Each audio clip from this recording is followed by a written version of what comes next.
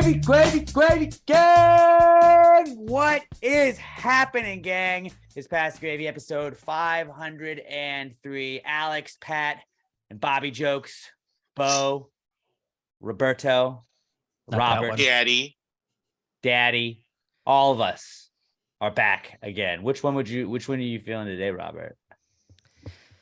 Let's go with Bo? Daddy. Daddy? All right. The bass in your voice when you said Daddy. Oof. Just goddamn Daddy today. If I was a woman, I'd be sliding off this fucking seat right now. Leaving snail trails everywhere. Gross. Well, hey, Daddy. Then, since you're feeling all that, since you're feeling like that, why don't you start us off with the Precome segment? What'd you bring in today? So I've watched about 2 innings of a spring training game yesterday, and I saw the new pitch clock thing, and I had seen how the game's going faster now, and I hadn't realized how fast they were going until I watched a couple of innings. That seems pretty fast. I think the average I saw that last year spring training games were 3 hours and 1 minute, and a couple of the Astros games were under 2.5 that they had played. Yeah, like 2:20. Yeah. It does. It's nice. It's smart what they're doing. What is it, 15 or 20 seconds on the clock? I don't know. Whatever it is, add 5 seconds to it. It's a little rushed. Yeah, it's a little too fast. Or like 3 to 5. I think you just add 5. But I get it. I saw all the videos of fucking Baez and Altuve fucking getting 7 inside the park home runs before he throws his second pitch. It's just 5 seconds. It's a little fast. What is it? It's a pitching and a hitting clock, though, right? Yeah. Well, it's 20 seconds, and I believe the batter has to be in the box by 8 seconds, right?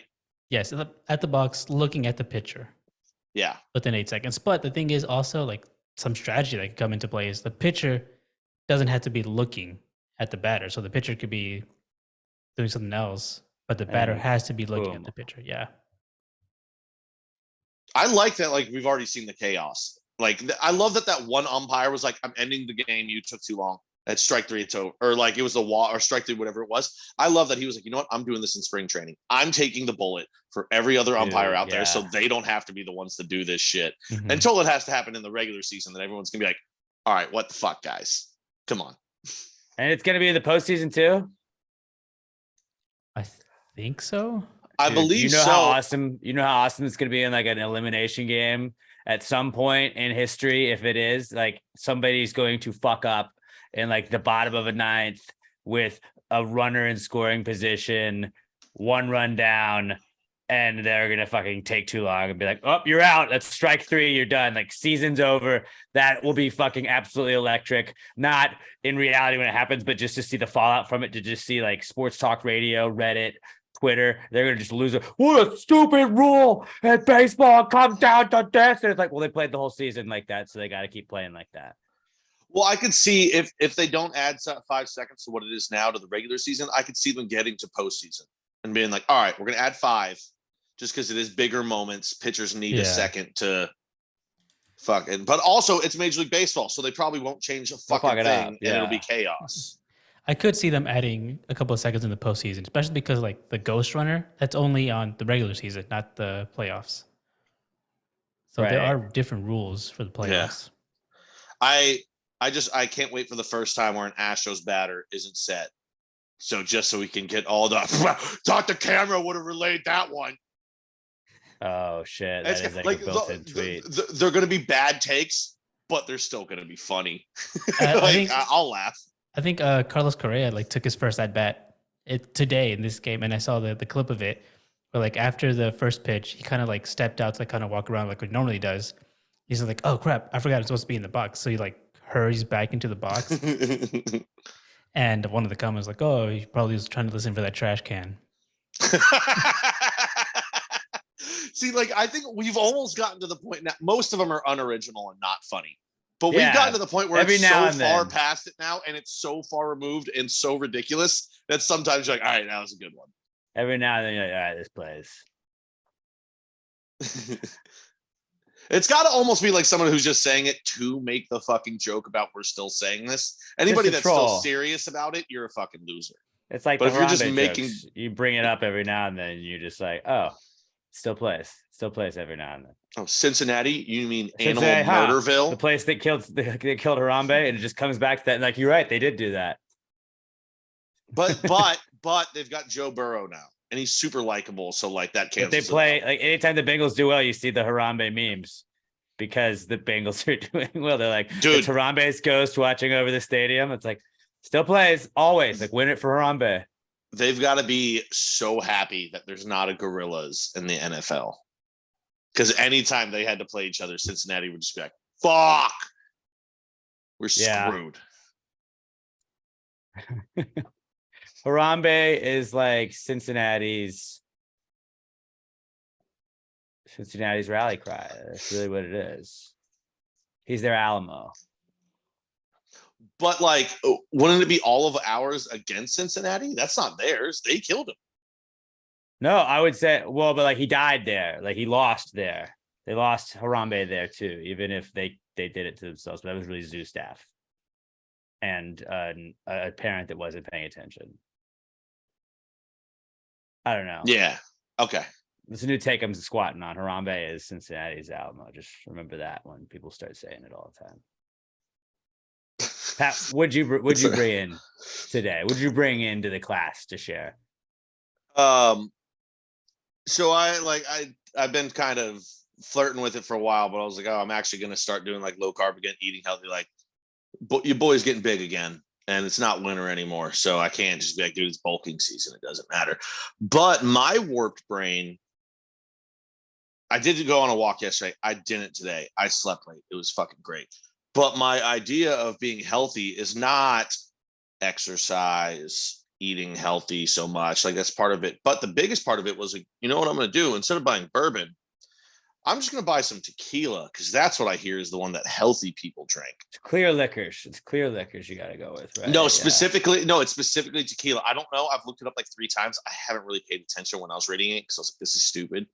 But apparently tequila is like the best of all of them for you. Like it's got the lowest amount of sugars and all that shit. So yeah, I just got a nice bottle of tequila yesterday and I've been kind of sipping on it since last night. And it's fucking good, man. I don't want to give him a free ad, but it's Don Julio's grandson.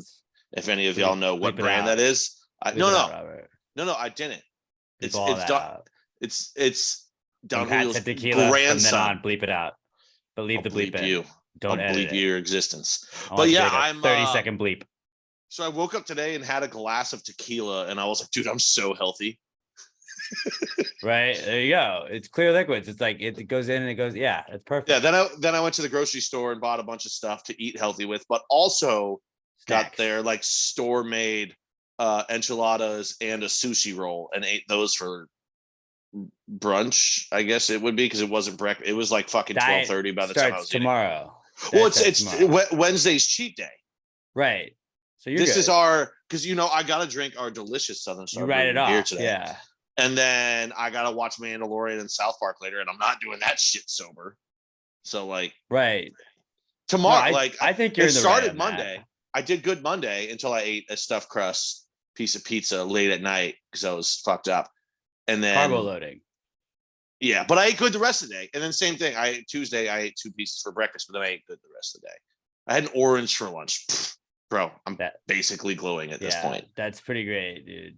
I actually wrote down on my shopping list today, like buy fruits.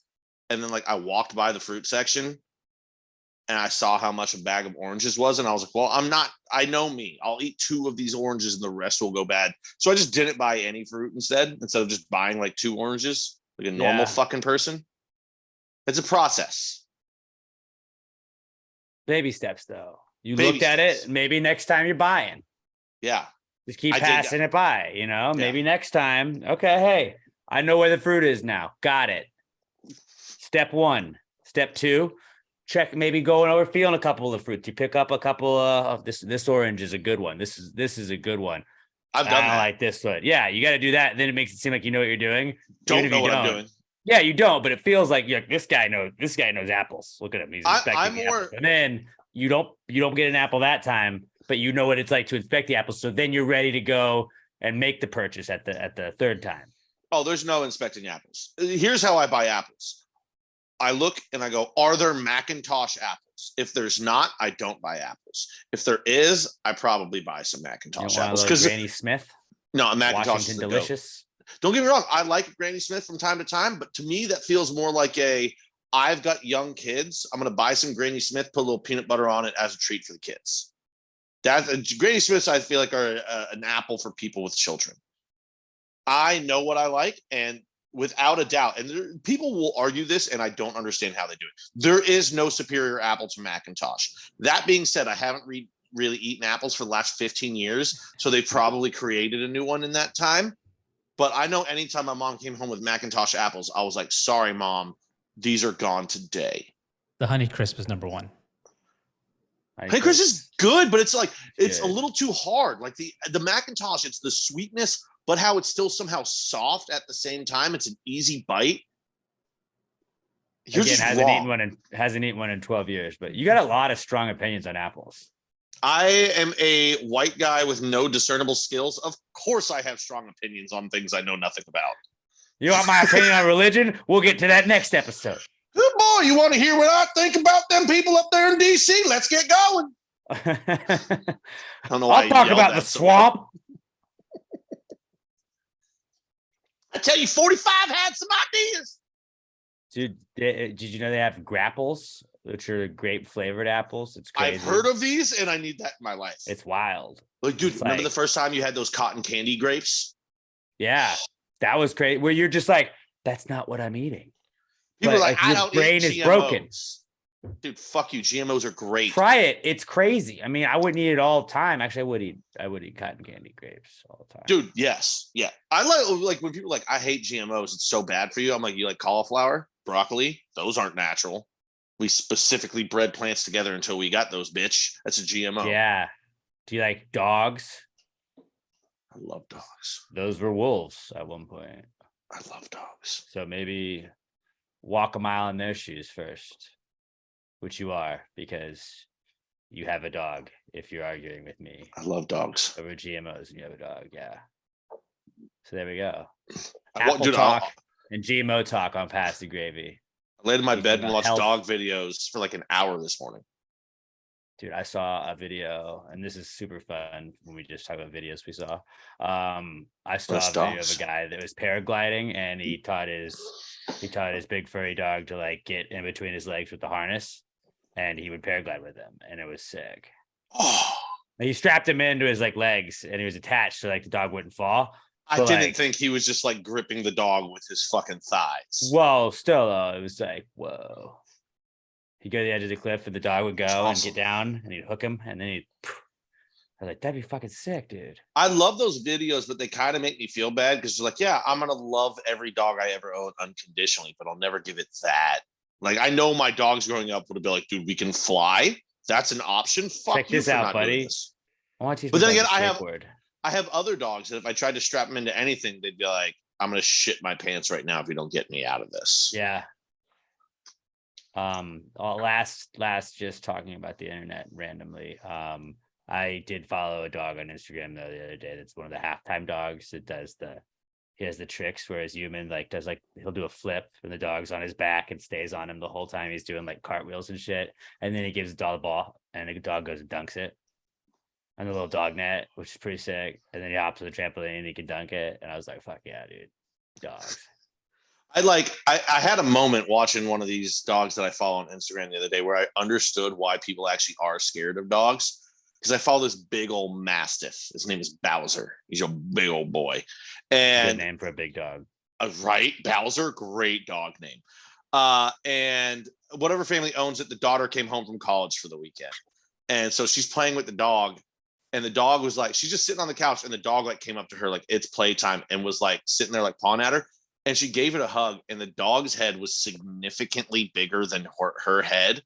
Like her head would fit not all the way, but pretty good in her mouth. And I was like, that's what scares people. But but the whole time I saw that video, and I was just like, I want to physically tackle that dog and wrestle him to the ground and just snuggle him and flip him over I'm like, oh, and that's how I know that is how I'm going to die. I'm going to tackle like a big dog when I'm, God, I hope like 40. I don't want to make it to 60. But I'm going to wrestle a dog and the dog's just going to like bite my face off. And I'm like, that was warranted. I fucking tackled you. All right. You know what? I had that coming. That's on me. Unprovoked, I assaulted you and you as an animal reacted accordingly. But all my brain saw was puppy and I fucking freaked out. Right. But I get it. I said everyone's still wrong because they're puppies. I mean, how do you see a puppy face and not want to squish your face into their face? Like, I don't understand Robert's brain chemistry. That's not how it works. Yeah, I don't get that either. Your reaction to dogs is like dogs' reaction to a ball. They're like, I need that, whatever it is. I need it now. Like, that's when you see a dog, you're like, oh, I want to play with it. Like that kid that tried bacon for the first time sitting in his baby chair. Yeah, that's my brain with dogs. Yeah. I just never grew up with them. Never had any pets. Yeah, that's probably it. And I can also see how like not growing up with the dogs, like that's why people are scared of them too, because you're like they seem scary if you don't have one, but then when you have one, you're like, oh, this guy he slept by my face last night. Like he's not that scary. It's a good point. Yep. Puppies. I had a get rich quick scheme for us if you'd like to hear it today. They've all panned out so far, so let's try another. I mean, but this one might just be the one, boys. All right. Everybody likes the lottery. Everybody likes to play the lottery, but people don't always like buy lottery tickets. What if we had a company that like an app where we buy what is the lottery ticket? Like $2? I don't know. I don't play the lotto. $3. Like within $5, you give people like $5 to spend on lottery tickets a day, and then they play the lottery. And then when somebody wins, we get like half their winnings. We just make them sign something that agrees to like we're getting you to buy our lottery tickets, but we have to give you half of our money. So then when somebody wins big, then like boom, we get paid off. Now I don't know how much we would have to initially put in, but it seems like something that's going to win a couple of times.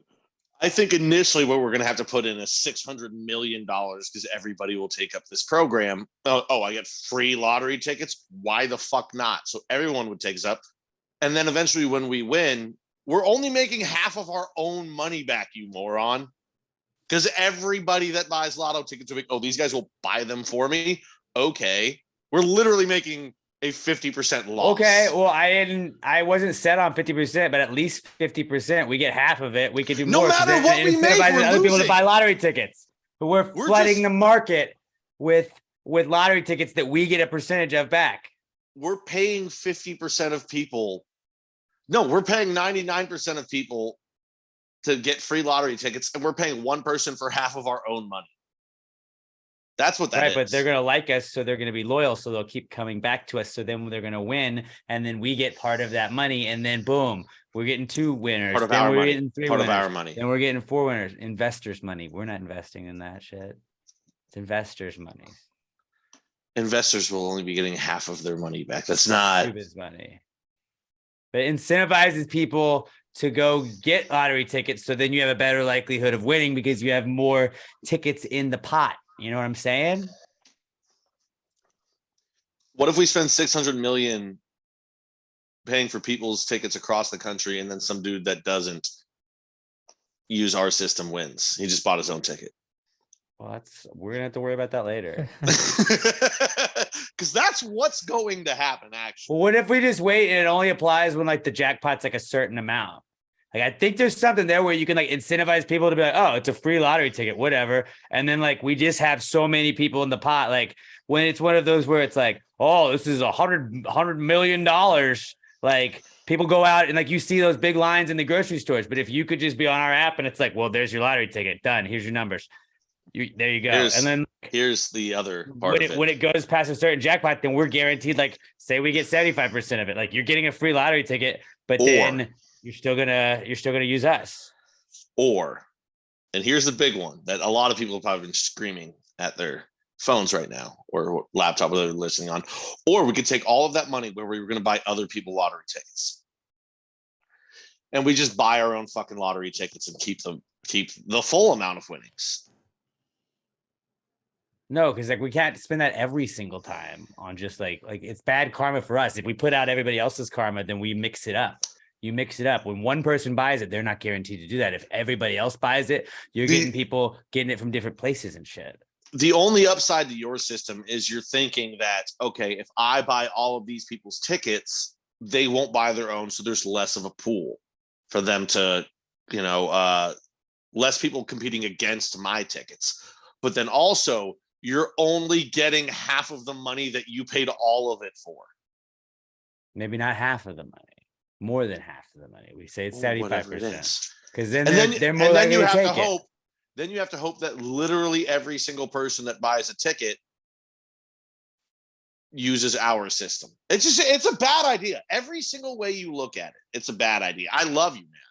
I wish I didn't have to shit down your throat when it comes to these ideas. No, and I wasn't even 100% sold on this, but like I was listening to some, it was some commercial, and they were like, if you sign up now, you get a free play on this. And I think it was like a betting app, but I was like, well, like if you get like a free lottery ticket, like people would just take it.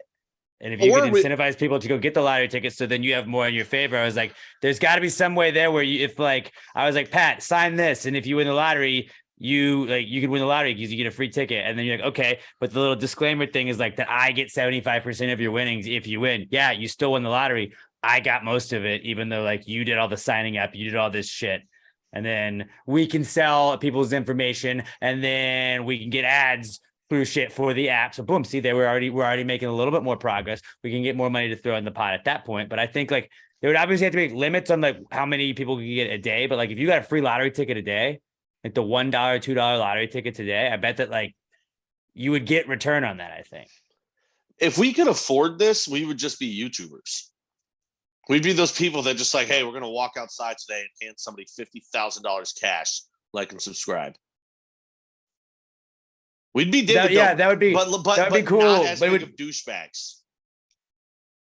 I mean, I don't know too much about him, but like I know who he just gives off douchebag vibes. I don't know anything about him. He just gives off douchebag vibes. Yeah, if we just had 50 grand to like spend, it'd be interesting to see like if we went to one gas station and be like, hey, you want a lottery ticket? Like you can get a scratch off. You can get a regular like Powerball. No, you're turning good ideas into bad ideas again. Stop giving away the money to people trying to get lottery tickets. Just give it away to one person. And then we start a YouTube. No, because I think that like it would be funny to watch. Like that would be funny to document it on a YouTube video all day of like you have 50 grand and like anybody that comes in, like you give them like one lottery ticket. So then somebody hits big on a scratch off. Your caveat though that they have to sign is like basically you get 75% of whatever they've won. So say we have like however much we spend in that day, like we have people winning like the 25 grand scratch off and shit like that, then like we're bouncing back.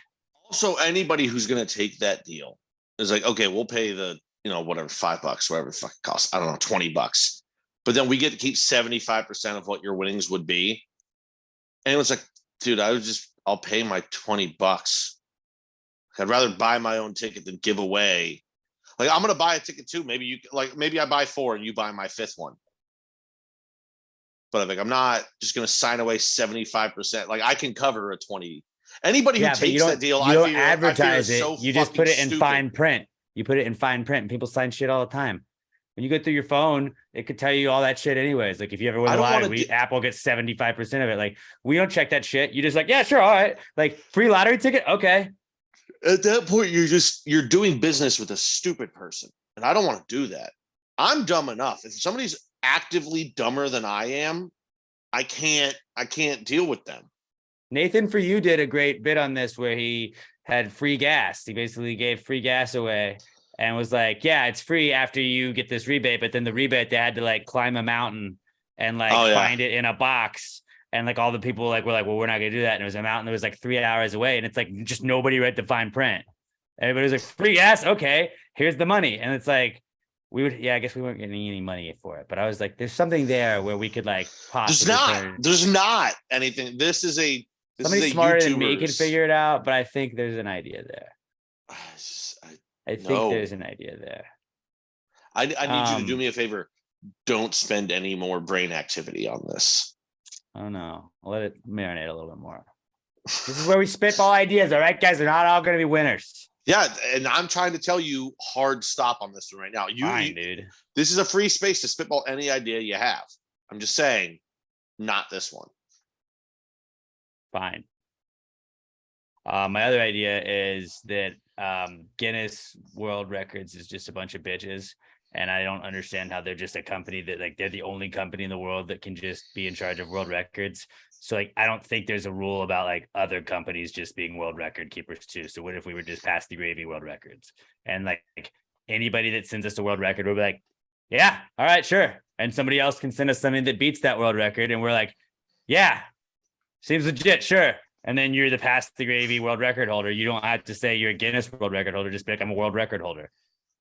And eventually we'll just be, you know, like synonymous with Guinness. It'll just be easier because it's easier for people to submit to us. No, I like this idea a lot more, but I think the problem with an area like world records is it's like religions. You have to be old. Like you can't be like, let's be honest, nobody respects Scientology. It's not a real religion. Why? Because it was started 85 years ago. That's not old. That's you can't just start a religion. Ask now. Tom Cruise. We are no, like I said, stupid people believe stupid things. We are far past the point where any mysticism happens in our world. So any religions that are actually true, they started thousands of years ago. There's no religion that started in 1936. God gave up not on a us religion by then. though. Not a religion is No. Start But a religion though. But I'm saying it's like that. It can't be. Also, world records. When did you start tracking records? 2023. When did Guinness start? 1804. Yeah, I'm gonna go ahead and go with that company. Hey, the Bible had an Old Testament and a New Testament. All right. Technically, I could set our world record for the 40-yard dash. You could, That's not respectable. No, you could, but the beauty about that is that somebody just has to show us a video of them beating it, and boom, updated. I mean, new world record holder. I'm okay with starting record holder. And actually, the more I think about it, I think we should start this at the next meetup. It's just like there should be it's very beatable. We just like Guinness was like, oh no, we have to have a judge come down and do this. Like fucking show me a video and I'll look at the video and be like, all right, we're good. Yeah, that checks out. Like there's nothing's fishy up here. All right. Like there's gotta be stuff where we can do that. Like Guinness, like, no, you have to pay for us to do this. We talk about this on my other podcast that like Guinness charges you to come judge you and shit like that. So like, no, we don't do that shit. We're just like, hey, we're past the gravy. We're the new world records keepers. You hit us up. I'll send it to Robert and be like, yo, this is the guy that's held his breath the longest. It was 30 seconds. And Robert would be like, all right. And I'll make Robert keep a Word document or a Google document. And he'll just be like, longest time holding breath, Jim Smith, 30 seconds. And then Pat will be like, I can do that better. And Pat will do it for 33 seconds. I'll be like, Robert, here. And he'll have to update it. Pat Dion, 33 seconds, world record holder. Actually, and then in all of our profiles, we can say we're world record holders. So like that's a cool little flex. You just want to say Guinness world record holder. And then there's just going to be the debate, like who's better, who you got. And we're like, I don't know, who's more friendly to the people. Pass the gravy. Hear me out. Guinness is kind of a bunch of cunts. I actually like your idea now. So here's what we're going to do. When we do the March 18th. March 18th. Almost overflowed that beer. We're at Southern Star. Guys, we're having open auditions for world records. You come up to us and go, hey, I can jump higher than anyone. Okay. You guys bring tape measures because we're going to forget. We'll hold one up. We'll see how high your feet get. Guess what? We'll That's eyeball the world record. We'll write it down. We'll write it down. No. We got to be official with this. We'll eyeball it with the judges. Somebody says, I can eyeball it pretty accurately. I can run the fastest curb to curb. And that might be a location specific event. But then next time we meet up after that, we'll announce all of the winners for everything that we have on the next podcast after that. Next time we're at Southern Star, someone can go, I can beat that time. And they try. And if they beat it, guess what? They get on the podcast. Or if you show us a video faster. No, it's got to be live. It's got to be live. Ooh, no, see, that's the thing that's where we're fucking up, Pat. Star. We need a reputable company to attach our names to. We make it the Southern Star PTG world record something. We come up with a better name by then. Well, Guinness was a beer company. So like, yes, I actually didn't even think about that. But also, here's the one that I want to participate in. Keith, if you're listening, we need an empty keg shell. I want a keg. I want us to have an official keg toss. see who throws the farthest keg of Pass the Gravy. So pretty much, but like to me, like what Guinness did is they became a company. There was already a company like, we're just going to verify world records. It's like when Michelin's like, hey, we're also going to be in charge of telling you how good restaurants are. We're going to put stars on restaurants, right? Like, all right, they can do anything. All you got to do to keep world records is have a book, literally a book. Like just buy a notepad and we can scratch off names for whatever the world record is. Like that is the rules of keeping our own world records. Yeah, you got your book right there. Done. I Pass keep the a Gravy book on Book me of World at all Records. times, dude. At all times. In fact, if you guys run into me in the wild and you're like, hey, I want to set a world record, let's fucking do it. Right then, right there. And I'm down. Now, the whole measurements and everything, it could be weird. It could be, okay, we don't have a way to measure out this is 40 yards. All right, I want you to race from that tree to me at this tree, and I'll time you. And then what'll be the world record of the trees outside of HEB at Bunker Hill. And that'll be the world record that we're working on that day. But Right. still world record. Till somebody beats it, still it's a world record.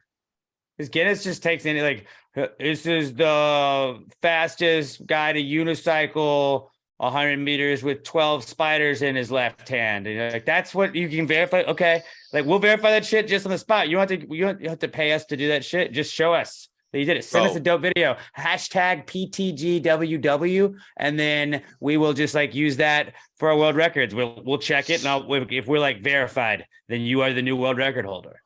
Longest fart. Yeah, all of it works. You got to video it. Send it to us at Past Grade Pod. Judge. Hashtag PTGWW. When we see that shit, we'll verify all your world records. Like we're gonna start our own world record book. We'll just tag Robert. It's gonna get really annoying in your mentions, Robert. But like, just be like, all right, noted. Like this guy has this record. Yeah. Okay. I guess we will. So we will accept video submissions for stuff like We're this. supposed too, to be the everyman's like, world records. It's got to be very plain. Like if there's any sort of editing whatsoever in your video, no. Like you should respect the process. Right. We're an upstart company trying to get things right, but like we're fighting back against Guinness. I think like, they've been the top dog too long. It's our turn to be the world record keepers, because my crawfish streak not being in the Guinness World Records book is bullshit. And so like, all right, immediately like 162 straight weeks of eating crawfish, done. Oh, how do you verify that? Hashtag Cal Ripken of crawfish. You can go see all the fucking pictures. I posted it since day one. Robert, add that to the fucking Guinness. Make that the first one. The first world record in the Pass the Gravy Book of World Records is longest crawfish streak, and it's Alex 161 and counting. I understand. There's probably a lot of it. people that just live in Louisiana and they freeze them and eat crawfish every week of their life. Have to document them. But I'm excited about the fart one, because I assume, like me, most guys have at least one video of them with a fart on their phone. Do you guys? I know Robert doesn't. Think off the top of my head, I don't believe I do.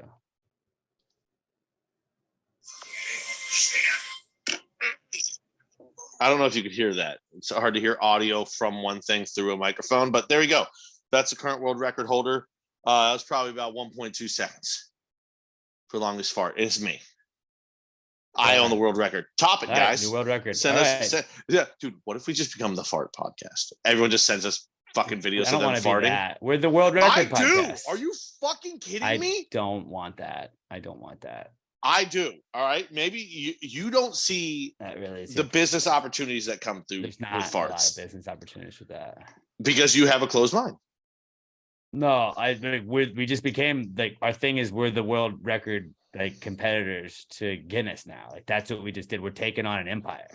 You broadened it. I'm trying to narrow it into our lane, and our lane is this: the rectum, buttholes.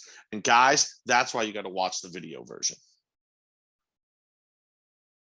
I just made a rectum with my hands. Maybe that's a little, that right there might be a little more. I don't know. It's hard to. Guys, send me your fart videos. If Alex doesn't want a piece of this, fine. He doesn't need a piece. Me and Robert will keep the profits 50-50. I know Robert's on the fart train. No. Again, there's no profit. Okay. You guys don't want a piece of this? Fine. There's no profits because there's no like this is a world record keeping thing. Like that's all it is. Like farting, it can be a world record. I don't know why it's got to be all farts. All right. You guys don't want on the poochoo train, then I'll fucking do it myself. Okay. Okay. You can have all that, buddy. Hashtag PTGWW. I'm keeping 100% of the farts. Guys, just send me. All right. Send me videos of your farts. I want to know who's the longest farter in the Gravy Gang. You don't have to tag them. Don't tag them. I'll do this on my own. This will be the one thing that I contribute to the podcast. Okay, I'll be the fart guy. Which is really taking away from the podcast and probably not looking. If you think farts take away from a podcast, then you have sorely. I kind of do. Like, you don't understand our audience at all. That's not going to be our only thing we do, and that's like not the. I'm not saying it's the only thing. It's not going to be a big part of it either. I don't want that to be a big part of it. I'm not saying that we're only doing farts, but I want us to be like, when people think of farts, I want them to come to us. I don't want that either. I don't want that. Yeah, no publicity is bad publicity. You guys are just unimaginative douchebags. No, I don't know how you got that. World records. If you'd like to submit yours in the Pass Gravy World Record books, hashtag PTGWW to @PassGravyPod. Submit your videos there, and we will let you know if you've been verified or not. But it's not that difficult. We're building back world records. We're taking them back. All right, guys. Let's move on to the Comeback Kids segment this week. It is brought to you by our good friends at Southern Star Brewing Company. We've already been talking about them a little bit this podcast so far. They are the official sponsors, beer sponsors to Pass the Gravy. Pat's drinking is it a bombshell? A bombie you got right there? You know it is, baby girl. Love me some bombies. They got the Southern Brunch. I saw Dee's Cooking was out there. Dee's Cooking is going to be out there March 18th. We're having our Darling Like a Marlin 3 beer release, Darling Like a Marlin 3, Return of the Marlin. That's going to go down Saturday, March 18th at Southern Star Brewing Company, 3525 North Fraser Street up in Conroe. It's going to be awesome. It's also going to be Southern Star's 15th anniversary, their quinceañera. They're going to be bringing back the Echo in Conroe. That's going to be awesome. And then they're going to have the Darling Like a Marlin 3 IPA, Darling Like a Marlin 3, Return of the Marlin. We're going to be doing a live podcast. You're going to be trying all the beer out there. It's going to be a great time. We do have shirts. They're not going to be available at Southern Star, and they may not be there by the time that the podcast is on March 18th. But Darling Like a Marlin 3, Return of the Marlin shirts available now at PassTheGravyMerch.com. And by popular demand, we actually, like right before we started recording, Robert added tank tops to the store because people were asking for Darling Like a Marlin 3 tank tops. You can get the regular Darling Like a Marlin shirts and then get the Darling Like a Marlin 3 Return of the Marlin shirts, PassTheGravyMerch.com. But I don't know, they're pretty dope. We don't have Darling Like a Marlin 2 shirts because we got cease and desisted on those, really. And Return of the Marlin still plays.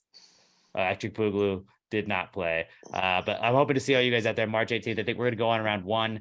It's going to be a quick little podcast, kind of hanging out, trying the beer out, talking to you guys, maybe seeing some world records set, then celebrate Southern Star's 15th anniversary. There's going to be Dee's Cooking Crawfish out there, number 1 in my crawfish power rankings. Southern Star Brewing Company. There's truly something for everybody. You want the Southern Brunch, the strawberry bombshell blonde. That's my personal favorite. There's IPAs out there, including Darling Like a Marlin 3 that's going to be out March 18th. But there's something for everybody, and you can even get the hoppy elixir, the seltzer water, which is awesome. Tastes like a Sprite. That's what I like to drink in between beers, and it's nice if you're being the DD, that's what you drink. That's Robert's favorite Southern Star product out there. Southern Star Brewing Company, 3525 North Fraser Street up in Conroe. Go up there, tell them you're part of the Gravy Gang. We got a flag hanging in the tap room. They'll take good care of you because they always take care of the Gravy Gang. If you're drinking a Southern Star, tag them at Southern Star Brewing Co. and at Southern Star BC on Twitter and Instagram. Let them know you're supporting the people that support the podcast. Southern Star Brewing Company, the official beer sponsor of Pass the Gravy podcast and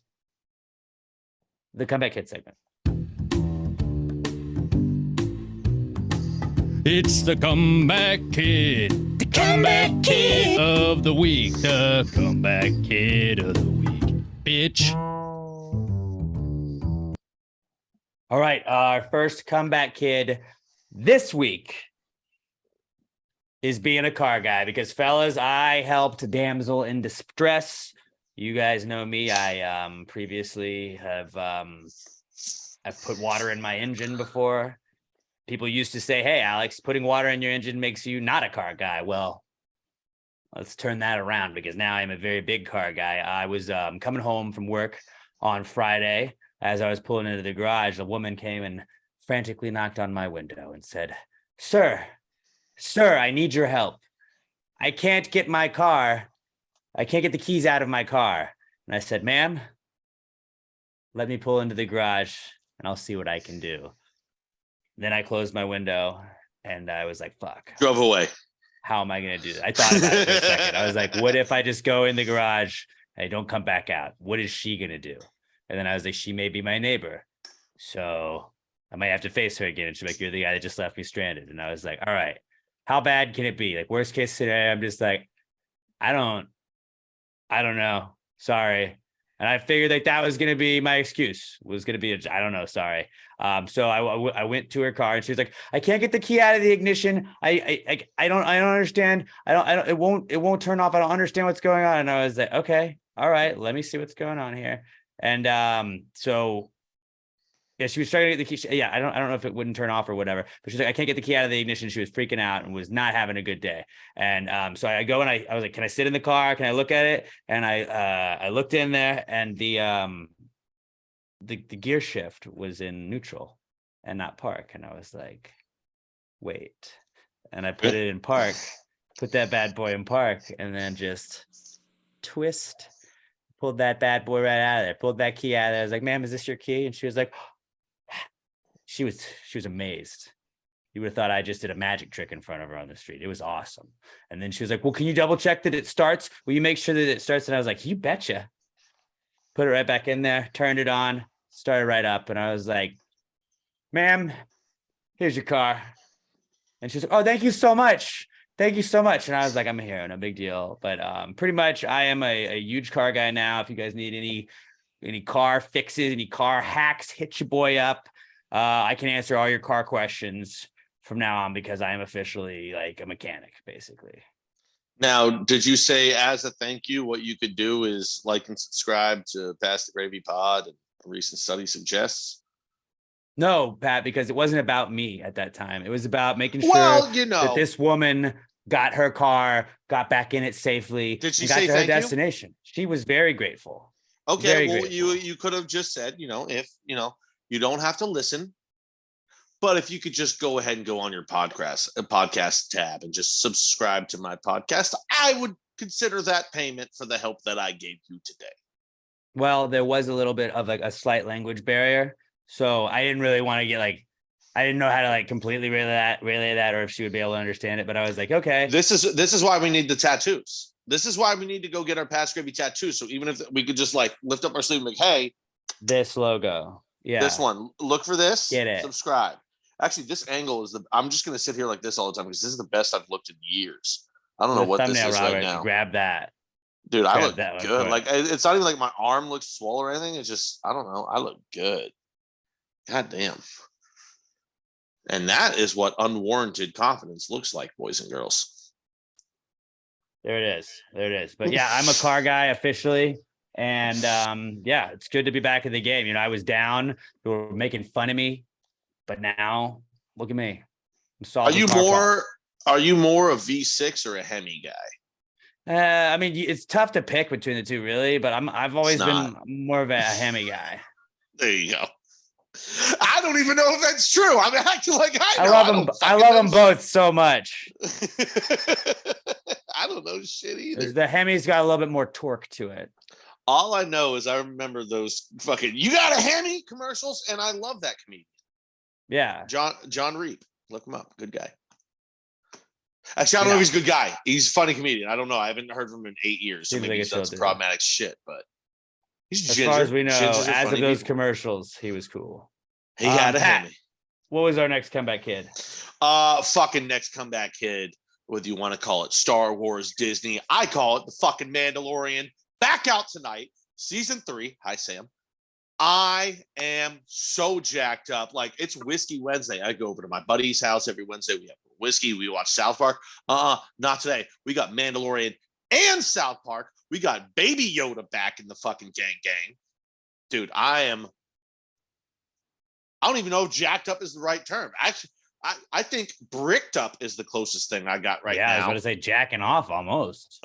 Bro, I ain't bricked up. I'm mentally bricked up. That's how excited I am. My mind has a goddamn raging hard on right now, just thinking about the beautifulness of Star Wars that I'm going to get to watch in 2 hours, right about.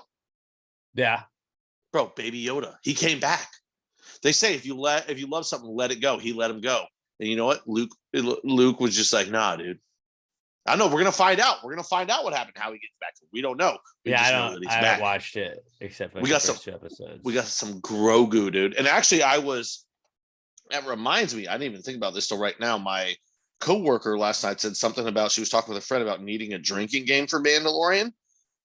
So instead of actually working, I decided to do something else like I usually do. And this is what I have so far for the Mandalorian drinking game.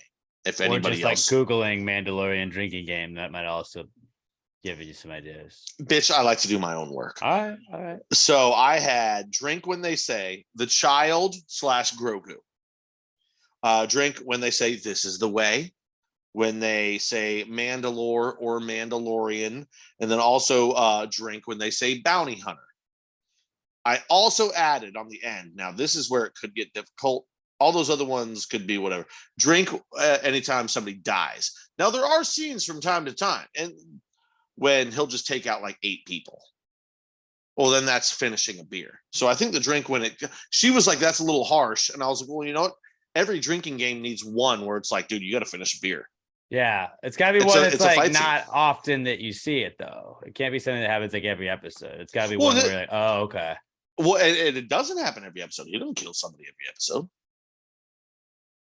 Okay. Just a lot of them, but I think that's a pretty solid drinking game. A lot of them, right but there. Not every. All right. And like I said, I think most drinking games are best when you have like 3 rules. You got bam, bam, bam. You can expand it if you're an alcoholic like me. But I think you pick 3 of those rules and you play the game, you're going to have yourself a good Star Wars premiere.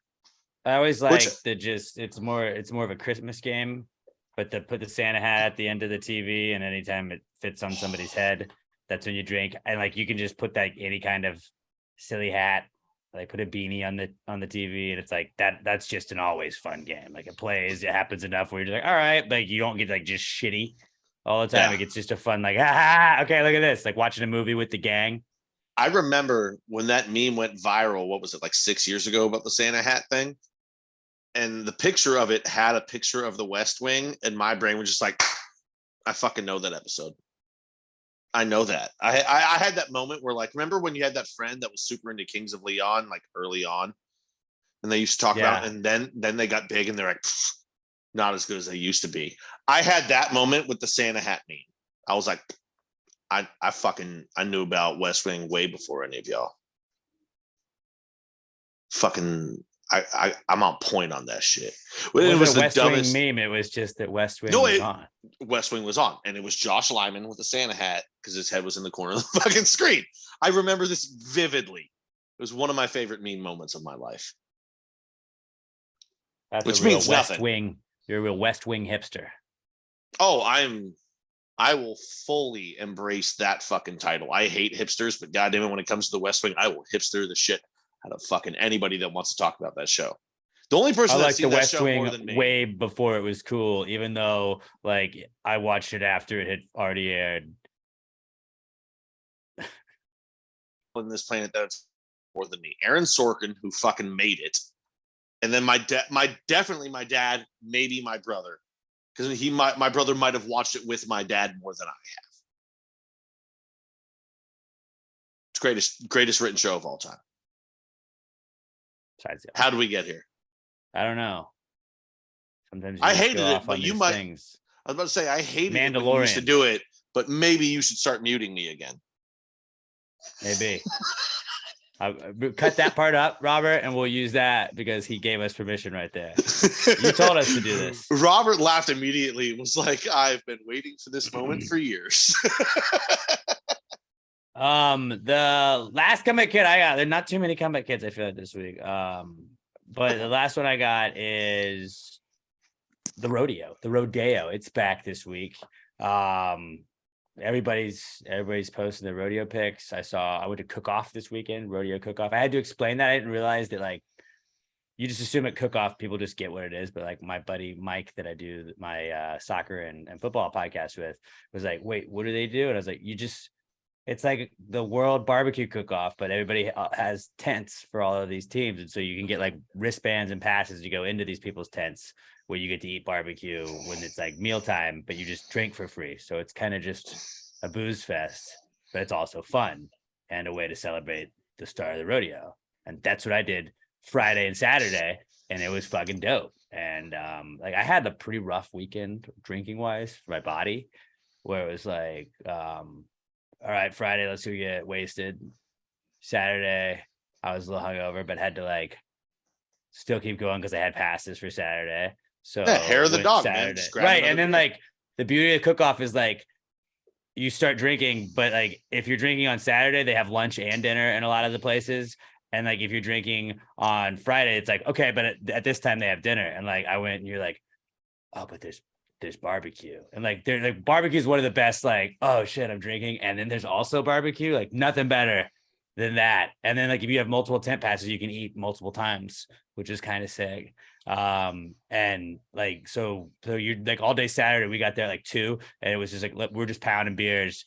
But at 5:30, guess what time it is? It's mealtime. So then you're like, oh fuck yeah, like I'm gonna load a plate up with all the fucking best barbecue. And like then you're like, all right, bass is back, and then I'm ready to drink some more. And then they have bands come on and shit. It's pretty dope. But I had a good time at cook-off. Shout out to War Pig Barbecue for having us out. Shout out to Extreme Cookers on Friday night, and then War Pig again Saturday, and Scoundrels cooking team. My buddy Chris Edge, it's part of the Bayou Ironworks.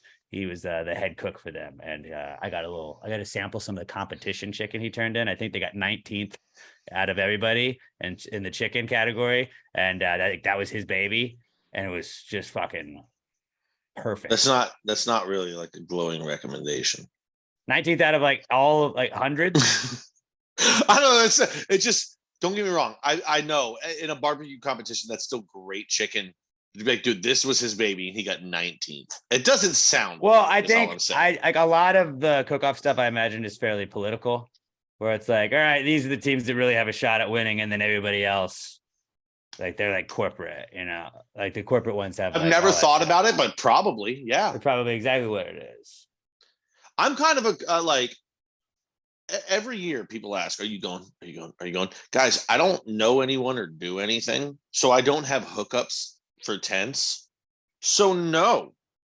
Because unless I had a wristband set up to go into like a specific tent and have like, even if somebody offered me a wristband, I still might not go to cook-off, because people forget there's the whole added thing of I got to drive all the way from Katy, all the way out there, sit in traffic for 45 minutes before I can get to a parking lot, pay $40 to park. But then I got to drive all the way back out to Katy at the end of it at this time. It's not fucking worth it. So I was talking with a customer yesterday about this, and he had said to me, he goes, dude, because I was saying, he asked me, he's like, are you going to cook-off? Or the other day, I was like, no, I don't ever go to the rodeo. It's too far. It's just not worth it for me. He goes, yeah, me and my wife were talking about, we think next time we're going to go, like, just get a fucking limo. And I was like, actually, that's the fucking that would move. be smart. Fucking Uber. You have to spend a lot of money. I mean, really, like, it's a lot of money anyways. But fucking Uber, you get a couple friends together, you get a limo, and you're like, you know what? Fuck it. We're going to drink the whole way. We're not going to tell the Uber to just stop 5 blocks away and walk it because we're like, fuck this traffic, which everyone ends up doing because it's so bad. You have you go to the limo museum take district, you all the way to the front. You can go to the museum district, take the rail from there. So your Uber is not a ton of money. You take the Uber from the museum district to the stadium, but that's then you get off there, then you do the same thing on the way back. It's super easy to take multiple forms. It's super easy to take multiple forms of transportation to get to one place. That's not how my brain works. That's why I don't ever do that. I said there's one band I would consider seeing this year at rodeo. It's Turnpike Troubadours. It's kind of like their big return. Even if I had free tickets, I would go. I'm not even talking rodeo. I'm talking cook-off specifically. But all of it. I'm talking all of rodeo season. It's such a pain in the ass to get there because the traffic is so bad. Like, how have we not figured out a better system yet? We've been doing the rodeo for 105 years, whatever the fuck it is. Yeah, we need more parking. I don't know. I don't even remember how that started. I'm a fucking grump. I understand that. The rodeo, and don't get me wrong, the rodeo is fun as shit. I used to love going when my buddy lived across the street on Fannin and I could park there and walk to it. That's a great fucking time. It's the whole parking and commute part of it that ruins the experience for me. I went last year for Tim McGraw. Now, don't get me wrong. Great concert. That dude does not look healthy. He's jacked and in shape, does not look healthy.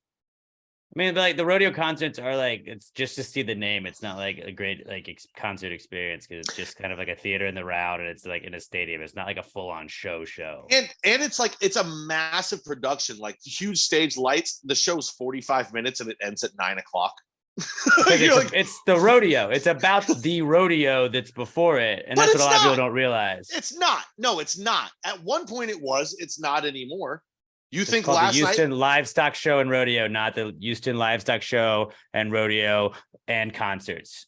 So last year when Garth Brooks was opening and closing the rodeo, was it last year or was that George Strait? Either way, when they play, it's about the rodeo, right? When those guys are playing, it's the biggest rodeo in the world. No. Like that's the thing. That's why they want to play there. No, it's the biggest rodeo in the world. But when George Strait is playing, it's not about the fucking rodeo. Last night, the opening night of the rodeo, were people there for the rodeo or were they there for Parker McCollum? They were there for Parker McCollum. It's a concert that happens to be a rodeo at this point too. And honestly, at this point, I'd rather see the rodeo. The rodeo is cool as shit. Little kids riding around on fucking lambs. I'm like, I want to do that. Give me a fucking biologically engineered 300-pound lamb, strap my fat ass to the back of it. That'd be entertaining as shit. Speaking of like watching the rodeo, I actually had an idea for talking about the rodeo because I always have said like rodeo riders, like people that participate in rodeo, like bull riders and calf scramblers and shit like that, like and NASCAR drivers and country singers all have names that are pretty much interchangeable to me. Most of them are two first names. So I thought since Robert probably knows the most about NASCAR, rodeos and country music, I had a little game that I put together for Robert that I just kind of wanted to try out.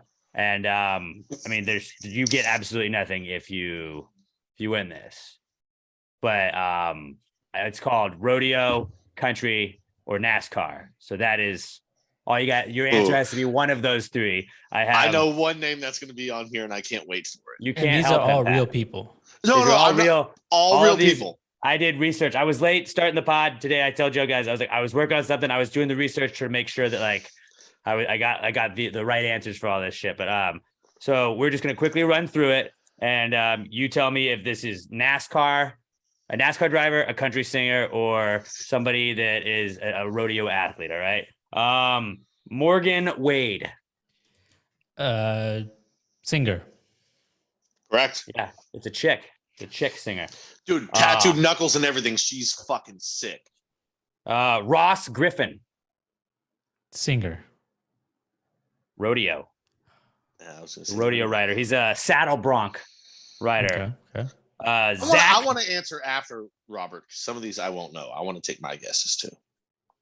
Zach Dallas. We'll go driver. That's got to be rodeo. It's rodeo. That's rodeo. He's another saddle bronc rider. Okay. Jackson Dean. That's a driver. It's a country singer. I was about to say, you gotta give me a second. I was gonna say that sounds like the shit. Well, that's why you're not participating. I told you I wanted to go after him. I want to be included. He's I believe iHeartRadio said he's one of the up and comers for 2023 in an article I read before this episode. Oh, he's probably bad then. Sheldon Creed. Rodeo. NASCAR. He's on the Xfinity series. Good at this. I know my white people. Blake Ash. Singer. Rodeo. He's rodeo. Gosh, dang it. He's in the rodeo. One correct so far. I know my people, dude. I know my people. He's a tie down roper. That just sounds sexy. Yeah, and I think it's where you got to get the cash though. Chase Matthew. Chase? That sounds like a driver. Yeah, I'm gonna say NASCAR. Yep. Nope, he's a country singer. Oh, Colby Howard. Rodeo. NASCAR Rodeo. Truck Series driver. This motherfucker keeps cutting me off. Because it's a game for Robert. That's why, like, I don't know why you're talking over me the whole time. I told you I want to play too. At this point, you just have to accept that I'm going to play too and let it happen. I'm just drunk enough. Yes, I'm just drunk enough to where that's going to happen. You can let it happen or you can accept it. It's on you at this point. So then when we're clipping this later and we have to cut out half of it because Pat talked over it and it doesn't go out as a clip. We've done 5 questions in a row now where I keep answering and you keep talking over me at this point is what it is. Well, the game was for Robert, not you. And I told you, I railroaded you. I told you I was going to be in it. I'm gonna hit that mute button for a second. All right, Robert, we got a couple more. Cade Bruno, is it country, NASCAR, or rodeo? I'm gonna go rodeo. All right, he is a rodeo. He's a saddle bronc rider. A lot of saddle bronc riders. Pretty much, if you look at the saddle bronc riders, like all of them could be country singers or NASCAR drivers. Austin Dillon. NASCAR. Yeah, I think he's like a big Austin. He's a big NASCAR. And then there was a lot of chases when I was doing this exercise. We're gonna run through 3 chases real fast. Chase Beckham. That sounds like a singer. That is a country singer. Chase Elliott. Driver. Yes. And last but not least, Parker Chase. I'm gonna go with rodeo. No, he's a NASCAR driver in the Xfinity Series. All right, so you got 1, 2, 3, 4, 5, 6 out of 13 right. Congratulations. That is better than I thought I would do. Yeah, I mean, you started off the very slow. First one I got right, and then you I just missed got like 10 in a row wrong. How did you take time to make this list and you did not give him the greatest name of all time? Robert. Dick Trickle. Driver. Dick Trickle is a very famous driver. That's the greatest fucking sports name of all time. How did you leave that one out? Because again, where you were just thinking about how you were going to talk over us the whole time in the game, I said that it was all people that have first names that could also be last names. All of them had to have 2 first names as their names. I'm sorry. You think a guy named Dick Trickle doesn't come from a town where at least one dude is named Trickle? Trickle Johnson? Not a super common one. Morgan Wade, Ross Griffin, Zach Dallas, Jackson Dean, Sheldon Creed, Blake Ash, Chase Matthew, Colby Howard, Cade Bruno, Austin Dillon, all of those 2 first names. At the very least, it should have been a fucking bonus round. How do you have a list of maybe am I a driver or country singer and you don't involve Dick Trickle? I don't know, Pat. Maybe next time you come up with a game, you can include Dick Trickle in it. Okay, I will. As I'll just shit over everything you do and take time to do. Maybe next week we do a mock draft of funniest fucking sports names of all time. Moving on to the mock draft, what we're going to do a mock draft of is excuses this week. We're going to do a mock draft of excuses. Last week, we had the mock draft of seasons, and Pat won with 38% of the vote. I got 35% and in second place, and then Robert was in third at 27%. Both votes so far this season have there's not been a blowout winner or anything like that. They've all been like reasonably close. So on the season, Pat and Robert have a win each. I do not. And so this week's draft order is going to go reverse of last week. It is a snake draft. It's Robert, then me, then Pat, then me, then Robert. And then it goes back just like that in a snake draft. It's the mock draft of excuses, pretty wide open, I would say. And all right, Robert, you want to start us off? Do you guys think that there is a number one? I like a think clear there's number one. I kind of do. I think there's 2 that could be number one. Okay, so no clear number one. Okay, that's what I was having trouble with. I'm gonna go with I'm sick. That's an excuse. Yeah, no, that works. Just saying, that's the most common one. I was gonna say, so yeah, sick. I had that on mine, and it's kind of like a lot of them can be similar. I feel like, but are like they're used differently. I put anything with kids, just kids in general, like because I don't have kids, but like, I've heard from so many people like, dude, having kids, like, sorry, can't do it. I got the kids doing this, and like you kids sick, you know. But like any excuse you can use your kids, like people don't really call you out on it. I think that's too vague. I think it has to be a specific kids one. I wrote that, and then I wrote specific ones after it because I wasn't sure if we were going to say kids is too vague. I think you kind of do need to give a specific. I didn't have any specifics. I just had kids. There's 60 different things that can come up with kids. But here's the thing. Also, you said I'm sick. I think that's pretty generic. So I think we allow. I think we allow all of it. But we can give the more specific answers. Because I got more specific on these ones. Okay. Than just Well, kids see how it goes. sick. Because if you tell your employer I'm sick, what are they going to say? What do you have? I'm just sick, and they're like, cool. I'll see you at work at 4:30. All right, mine. You get two right here. Number three, I'm going to take what I thought was the number one overall pick. I'm pregnant. Honey, can you take it to the trash? Nope, pregnant.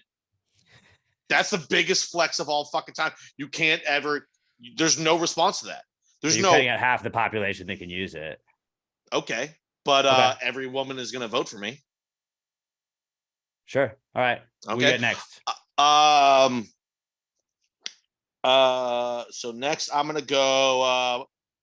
I'm not going to go vague like you guys. I'm going to give a specific car problem. My car won't start. Sorry, can't make it to work right now. Car's not starting. I will just give you car trouble. Okay, I'll take car trouble. Like, that's a pretty easy one. I think I win on my first two right now. I probably don't even need a draft on the next ones, but I will. But yeah, I'm going to go I'm pregnant and car trouble. I'm going to get my top two because diarrhea. Like, nobody asks questions after that. I got diarrhea. Like, see, I just wrote I have to shit. Say, like, hey, boss, you can't come in. Like, I know that's sick, but it's like, boss, can't come in. Diarrhea. Like, there's never a follow-up. Like, how bad is it, huh? Just like, nobody wants to talk about diarrhea. Diarrhea. Sorry. It's a free get out of jail free card. I feel like every single time. My third pick is going to blow you away then. All right, I'm going to go. Right. You get two here. Go with my pet died. Pet died. Oh, that's a good one. Pet died. That's a good one. And then I'm going to go. Man. There's just so many different excuses. Like, what's a good excuse? What's a lame excuse? That's right? Bro, I've got multiples. All right, I'm going to go with a surprise family visit. Oh, okay. Can't do That's your a way thing. to go. Can't do your thing. My family just showed up. Surprise family visit. Family just showed up. Okay, let me see on my list. I got a lot here. Oh, dude, bro, I didn't see your text. Oh, that's a good. I did that to my sister last night. Dude, I didn't see your text. And like a lot of times it's because you like a lot of times I'll just have I won't look at my text and it'll be like, dude, I'm so sorry I didn't see your text. Like, you invited me out. Sorry, dude. It was 6 hours ago. Didn't see your text. That's a solid one. I use that more in I forgot to do what you asked me to do than I just didn't see it. I'll say I say I didn't see it, but it's when I use that excuse, it's I fucking forgot. 90% of the time, yeah. Or like when you open it and you like made it like, is there anything worse than like when you're like, yeah, let me get back to you. Like somebody asks you something important and then like they call, like I've had that before where like they'll call me later. I'm like, dude, and they'll ask me the same question. Like, I thought I fucking told you. And then I look on the text message. I'm like, I never hit send. I gave you directions to my house. I hate doing and I that. did not. Like, what's your address? And they're like, I'm waiting on you, bro. My bad, dude. All right. So that's back to you, Pat, right? Yeah, I'm gonna go with You get two here. Better than I have diarrhea, food poisoning. That encompasses everything. I've got food poisoning. Yeah, food poisoning. It's under the same umbrella, but we have to allow that because it's like throwing up. They have diarrhea. Okay.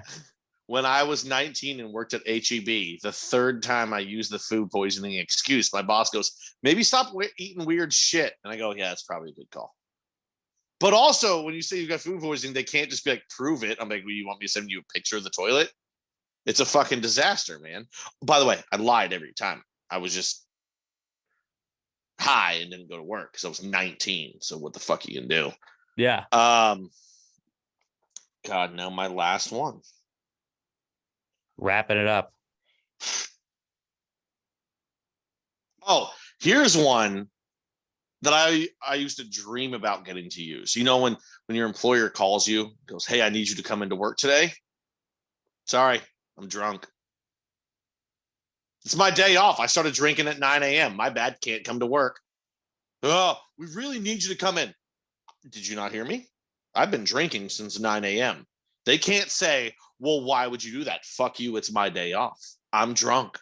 Right. Yeah. Well, yeah. If you weren't on call, like you're pretty much set. So I've been drinking all day, dude. I had a pool day. Whatever. And it's also the double excuse of like, dude, you were such an asshole last night. Sorry, I was drunk. I didn't mean any of that. I had too much to drink. I was having too much fun. I'm drunk. Sorry. That's a solid one. I'm gonna get all like my top 4. I'm gonna get all of them. I'm really surprised that this one stayed around. But fell asleep. So, dude, I fell asleep. That's good. It happens to me all the time because I do. Like I have weird hours. I pass out all the time, and you're like, fuck. Yeah, sorry, I can't do that. I fell asleep, man. My bad. Like I was just taking a nap for a second, and then I woke up and it was 8 o'clock. I'm so sorry I missed that, man. All right. All right, Robert, bring it home. My last one, I'm gonna go. I'm arrested. I'm in jail. Dude, I actually had a server. Like he didn't show up for work for like one night, and then also the next morning, and we were all like, you know what? Everyone was like worried about him. And I was the only guy going, I bet you he got arrested. He's probably at a bar, he got drunk, and he got arrested. Everyone's freaking out for his well-being. I was like, it's not like him. He did not show up. Sure enough, by lunch the next day, he was like, yeah, I got arrested. Sorry, I didn't show up to work. I was like, dude, all good. I had your back. So on the graphic, just I got arrested or jail. Yeah. Being in jail. Which one do you want? Just I got arrested? I was going to say, I think it's I got arrested. I think it makes you look like less of a piece of shit than jail. Yeah. Jail's like, dude, you did some shit. You're just like, I got arrested. I got drunk last night at a bar and was a little too loud and they got me.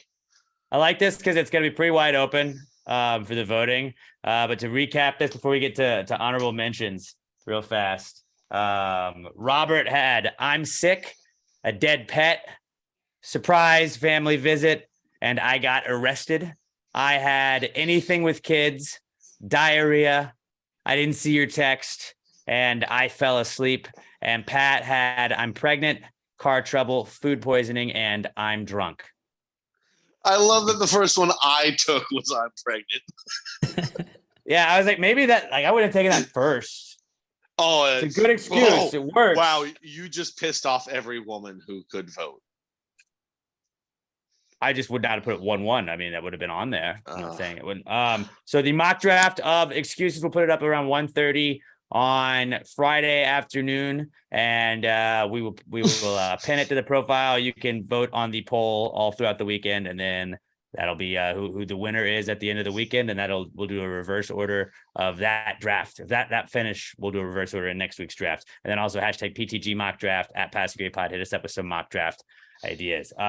Anybody got honorable mentions? If I put family emergency, that's kind of like dead relative, dead pet also kind of plays in that too.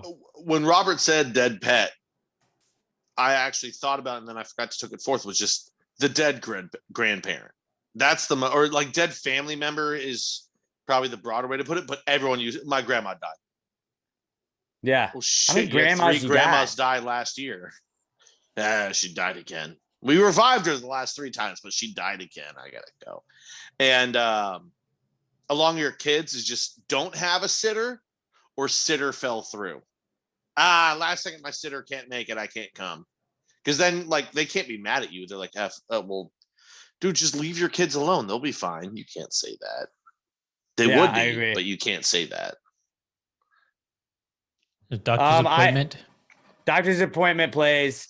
Yeah, because you're like, I mean, does it though? Because a lot of times, like, well, did you schedule that? That's the only time they could see me. Sorry, dude.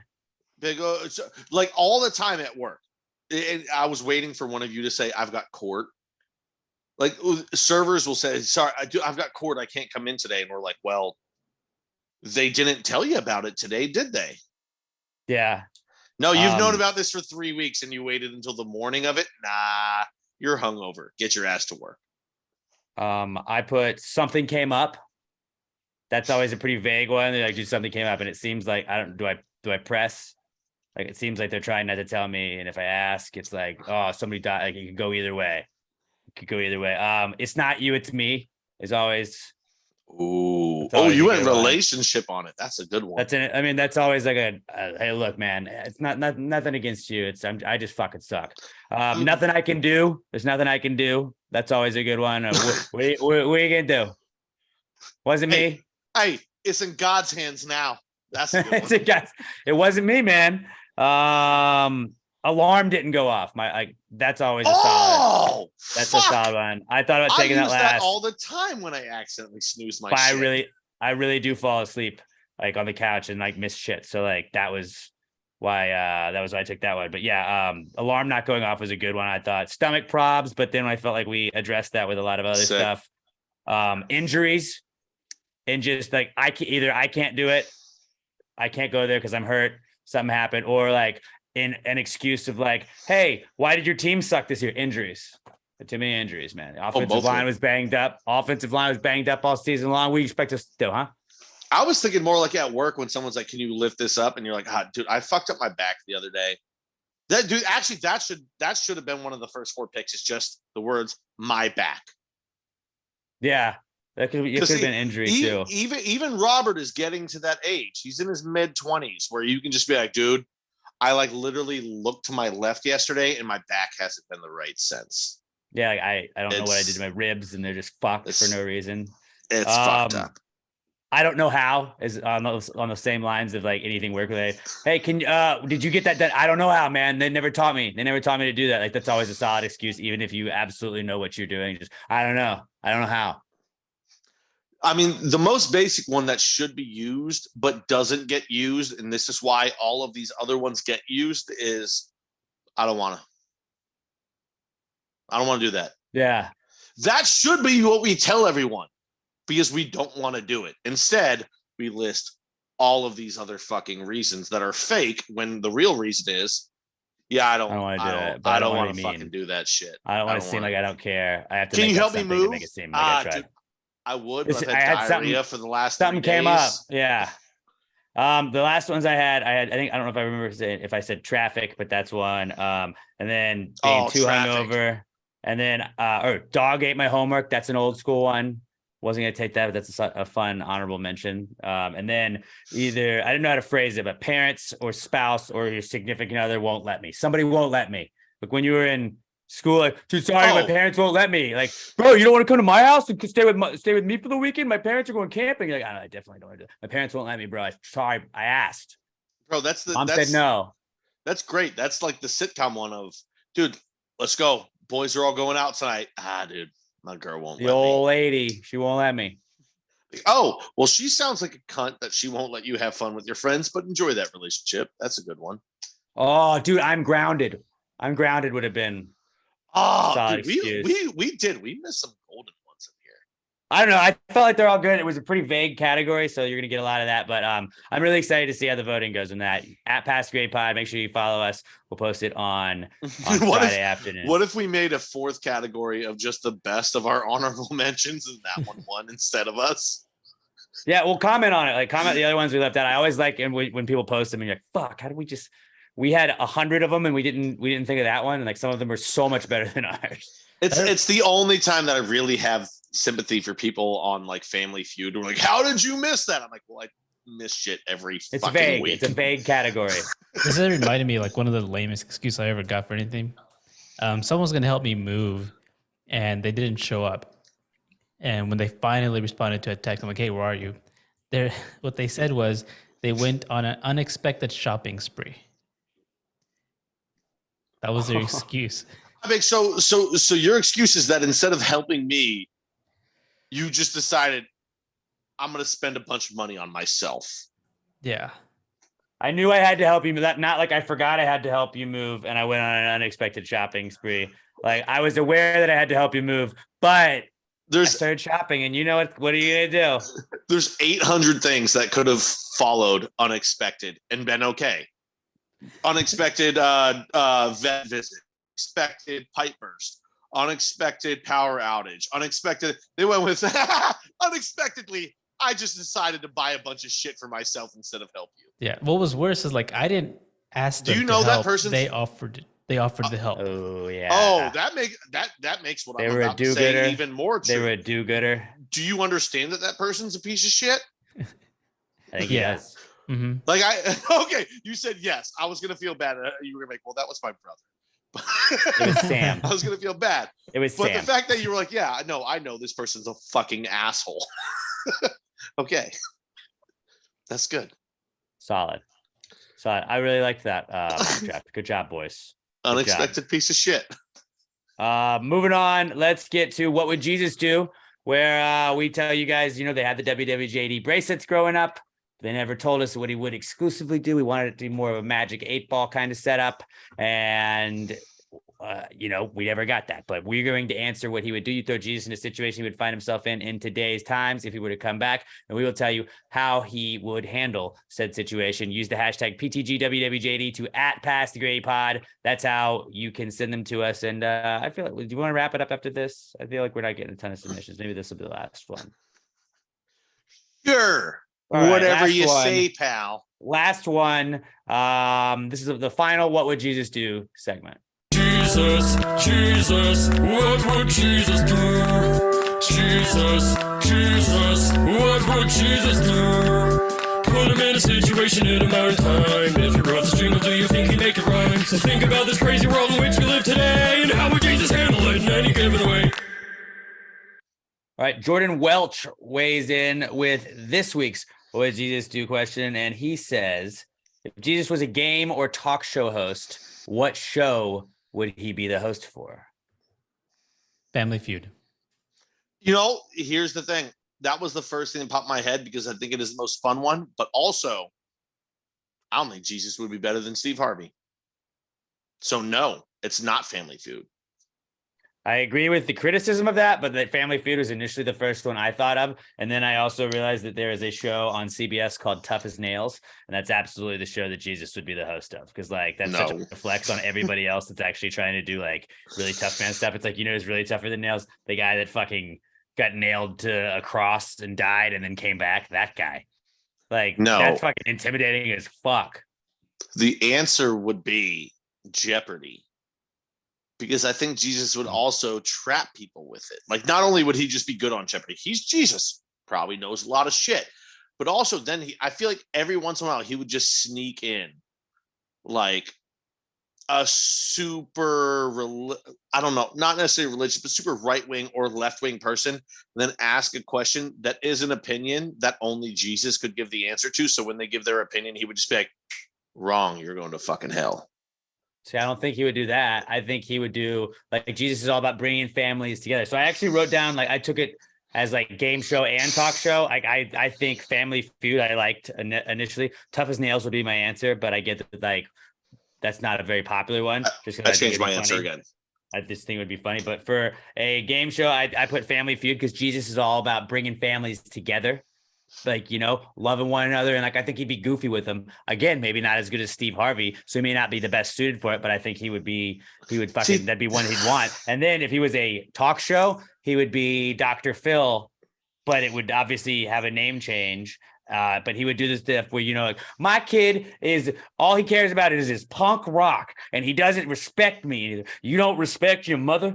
You don't respect your mom. No, I don't respect. And he'd bring those troubled kids in where he brings the families together. JC would do it, but he wouldn't be mean to anybody. He would just be super chill about it. And I'd be why he would bring them all back together by the end of the show.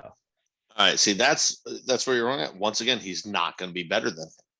That's why so I thought, we said, Family Feud, not going to be better than Steve Harvey. Can't be Wheel of Fortune. Nobody replaces Pat Sajak. He's the best. I think the only one where, yes, he's not going to be better than the original, but it would be entertaining, Jerry Springer. Have Jesus now, because Jerry's not doing the show anymore anyway. Hi, Sam. Jesus Christ as the host of Jerry Springer, breaking up fights between redneck couples would be the funniest fucking bit of television. I think that was more directed to being violent. Be about being violent. Jesus on Maury. Jesus telling people that they're not, like, he doesn't even have to open the envelope. He's like, yeah, you're not the father. That would be a good one. He wouldn't. Yeah, he would just be like, yeah, no, it's not you. You can go back. I am the one time he's like, I am the father. See, that's more breaking people your apart child is as the opposed to chosen bringing people That's together. Because true. Dr. Phil's always trying to heal somehow. Maybe sort of. maybe Jesus doesn't host a game show or a talk show. Then maybe he shows like he hosts. That's the question, though. But I'm saying maybe he hosts like Road Rules. Like we bring back Road Rules, and Jesus is the host of that one, where he's a host. He's like, right. Actually, maybe it's American Idol. We bring back American Idol with Jesus as the host. He's the Ryan Seacrest. He's the host. He presents everything. He doesn't take sides, but he is just loved by everyone. Maybe that's it. Hot ones, right? The wing one? They eat the hot wings. I prefer Bert Kreischer's show. What's Maybe cooking? like, what's it? Between Two Ferns? Yeah. Oh, Between if Two Jesus Ferns, co-hosted Between with Two Zach Crosses. Galifianakis, maybe it would just be Zach Galifianakis interviewing Jesus. So, like, when you were nailed to that cross, how did that feel? I liked Dr. Phil as a talk show and game show being one of the main game shows. I think Family Feud would be a good one. My brain is stuck on the fact that I can't replace Jesus with somebody that he's not better than. And like, yeah, I mean, we've had a lot of great Family Feud hosts over the years. Steve Harvey's the fucking GOAT. You can't beat that dude. Maybe and because I'm going to stick with Jeopardy just because Alex Trebek is dead and we don't know who's next. Why not Jesus? I'm going to go Jeopardy. That's my final answer. I'm sticking with Family Feud. Same. And Dr. Phil, if it had to be a talk show. Well, I'm gonna clip this and I'm gonna tag Steve Harvey and just tell him that you guys don't like black people. Okay, try that. See how that goes.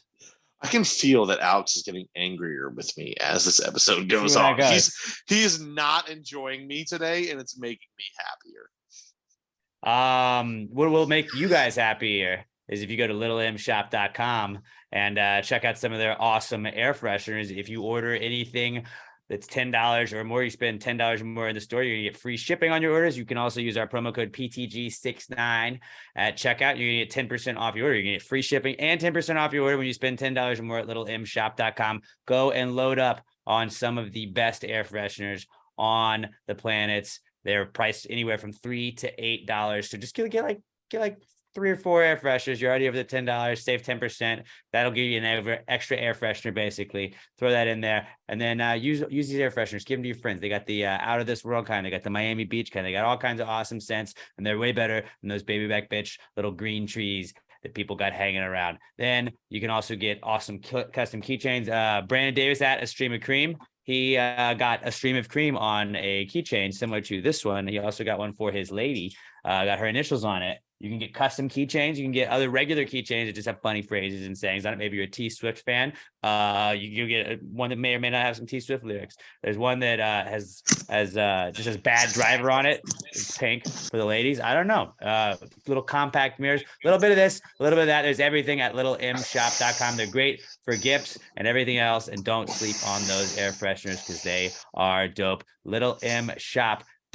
littlemshop.com. If you're ordering anything, tag them, tag us at Little EM Tweets on Twitter and at Little EM Shop on Instagram. And Little M Shop, the official air freshener sponsor of Pass the Gravy podcast and the Not Cool segment.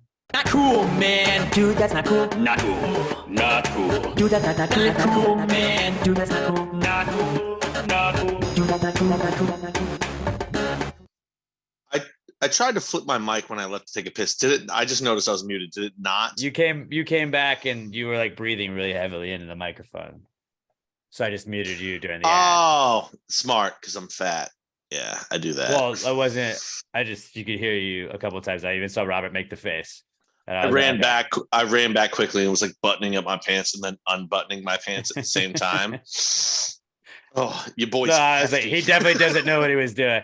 All right, the Not Cool segment. If there's something that happens to you throughout the week that makes you say, hey man, that's not cool. You stub your toe, that's not cool. You get You get run over by a truck, also not cool. There's varying degrees of not cools, but we'd like to hear all of your gripes each week. It's fun to just like, we're like a therapy session, just gripe about something to us. At Pass the Grade Pod, use the hashtag PTG not cool. That's how we find them. We'll go through them each week and pick some of the best ones to share on the show. And then we'll tell you our own not cools. Start with some listener or viewer not cools. By the way, viewers, you can watch us on the YouTube channel, youtube.com/@PassGrade Podcast, or just search Pass the Grade Podcast on YouTube. Hit that subscribe button so you'll get all the notifications every single time you watch the video version of the podcast. Use the hashtag PTG not cool to @Pass the Grade Pod, just like Mikey Paul did at It's Just Mikey P on Twitter. He says his not cool is using the bathroom at a gas station only to find out after I closed the door that the handle was broken. Had to bang loudly on the door for the cashier to open it. That sucks. Like feeling like you're trapped. You're just like, all right, what do I do there? And then they're like, is somebody breaking into it? Like, what's going on? I would hope that they were like, this happens a lot. But yeah, if the handle breaks off, like, was the handle just not on it at all and you didn't realize till you closed it? Or did like the handle break off? He's just saying it's broken. I think it was like he was inside and then maybe he was trying to turn the lock to unlock so he could open again, and maybe the lock just wouldn't turn or the handle just wouldn't move even when it was unlocked. Yeah, it fucking sucks being stuck with your own poop stink. In like a gas station bathroom where you're like, if like obviously there was an attendant there, but usually like you're like, I don't know, like what if there was one of those gas stations? Remember those ones where you have to get the key and then go around the back outside? And it's like you're in the back of the gas station, like who knows how long you'd have been there until somebody else had to get the key, and then they'd be like, we don't have the key, somebody's in it still. I've used those before, and yeah, if you get stuck in that, you're just kind of fucked. Dude, that would suck. Better hope you have a Leatherman and you can just kind of like pop the pins out of the side door and open it that way. But yeah, being stuck in a gas station bathroom, not an ideal situation to find yourself. Yeah, that's a solid start to the not cool. This is a very good start. T's and P's, Mikey P. T's and P's. By the way, somebody was telling me that that they were, I can't remember who it was. It was part of the Gravy Gang. By the way, shout out to everybody in the Gravy Gang, Glamour and David Ruiz girl, and we had Todd Voss, my bad, and Glamour and everybody. We were tailgating for the Roughnecks game, so I got to hang out with some of them. But I was one of them that was like, yeah, I used T's and P's, and so and so said that it was disrespectful, and they're like, that's the thing we do, like it's the bit, like that's why it's the bit, because it was initially just to say like as like oh dude, sorry that happened to you, and it was like somebody complaining about a first world problem, like, oh, I got my burger but there was no lettuce on it. Like, oh dude, T's and P's, man. That's yeah, sorry, bro. But then it's like, then it evolved into just like we use it for everything, even when we're being super serious. And they were like, no, that's just a thing we do. But somebody said they got called out for using it, saying it's disrespectful. It's like, now we're going to double down on it. So T's and P's, T's and P's, buddy. Sorry that happened, Mikey, but maybe check for handles going forward. When they say that was disrespectful, you should tell them T's and P's for your, what's the word I'm looking for here?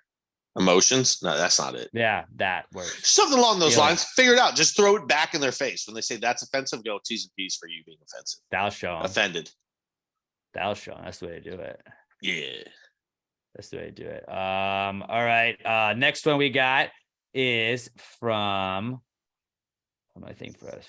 Angelica Hughes at Helly Ray Houston on Twitter.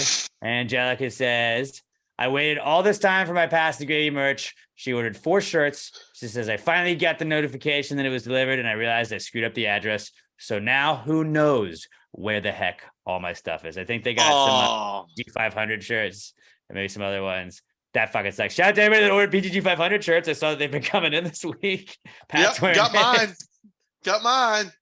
Now just go back to the 500th episode, watch it on the YouTube channel, and just relive it like you're there. I finally got my like 500 for episode 503. Just in time. And it'll happen the same probably with Darling Like a Marlin 3, but maybe they got their shit together. I don't know. I'm not going to expect it. We're still working on switching over merch. And eventually when we do, that'll be better. But for now, the people we're working with. Back and forth from my tongue to your plate. But yeah, dude, that sucks. I've done that before where you like realize, like I've done it before so much to where like I've called the place and be like, motherfucker, it says it was delivered. It says that it was delivered at my door. I don't like, this is on y'all. It's not here. It's definitely not here. There's no chance that it's here. And they were like, okay, well, and they read me my old address and I was like, fuck. Hey, I'm sorry that I was mad at you for a second there. That was on me. And yeah, yes, I do not live at that address anymore. You're right. Makes sense that they sent it there and I didn't get it. You're right. Okay, cool. Like I've had to just eat that before. We're like, okay, so I just lost that. I'll order it again. Yeah, I've done. Yeah. My PayPal or whatever it was used to go to my old place and I had to like change that. And there was one time I was able to go there and they were about to send it back and be like, I was like, did y'all get this for this number? And they're like, well, let me go check. And they had, and somebody had turned it in. So that was tight at least. But yeah, that does suck when you like forget where you're sending it, especially if you're like after a move or whatever. T's and P's though, Angelica. Our last one from you guys this week is Ashley Wilkins at Buster Healer Mix on Twitter. And she says, "We're not cool is insurance wouldn't pay for my kids' meds. So I ended up spending $412 instead of $20. Yeah, they'll get you when the insurance isn't paying for that shit. You realize like how is it so much cheaper for them to pay for it? Well, I think I read the whole thing where she talked about it. I think it was something where like wherever she went wouldn't accept the insurance. So in order to get the name brand and not the generic, that's what she had to pay, which all of it fucking sucks. Yeah, it sucks. Dealing with insurance in general, where you just have to be, all right, let me put a claim in. Okay, we're having a higher than usual volume of calls. All right, put me on hold. And then they do the thing now where they'll be like, would you like us to call you back when it's your time, when we're available next? And it's like, I would like that so I could hang up, but I don't trust that you're going to call me back. Yeah. Sometimes they do, and you feel like, okay, it's working. But then usually it's just like you explaining that, and then like, do you have your card? No, let me get my card. And then like you like that whole thing, and then complaining about it, and then well, let me get back to you, and it's just a fucking back and forth, which is a pain in the ass. Yeah, I had so many emotions that went through this because I was a child with ADHD. I was one of the like before they just started handling Ritalin out to everybody. I was on like that early wave because my mom was a pharmacist and she was like, oh, wait, there's drugs that'll make my kids stop acting like an asshole during school. So I was on those. So I had a lot of thoughts when she said this one. The first thought, as bad as it is, made me think to South Park when their ADHD medicine was just a doctor that walks by and slaps kids in the face and says, sit down and study. But then back in the old days. Because then I thought about it. I was like, oh, if my parents got a call 2 days in a row that I was acting up at school, my dad would have told the teacher, hit him. Just fucking hit him. He'll stop acting like a dickhead if you hit him. I don't even know what goes through teachers' heads nowadays because not only can you not do that, but also now our teachers so conditioned to this that every time a child acts up, they call home. Me and you would have been fucked if every time we acted up, they called home. Yeah. Not great. I think it was just a mean teacher. I think your kid's fine. He's a smart kid, just a little hyperactive.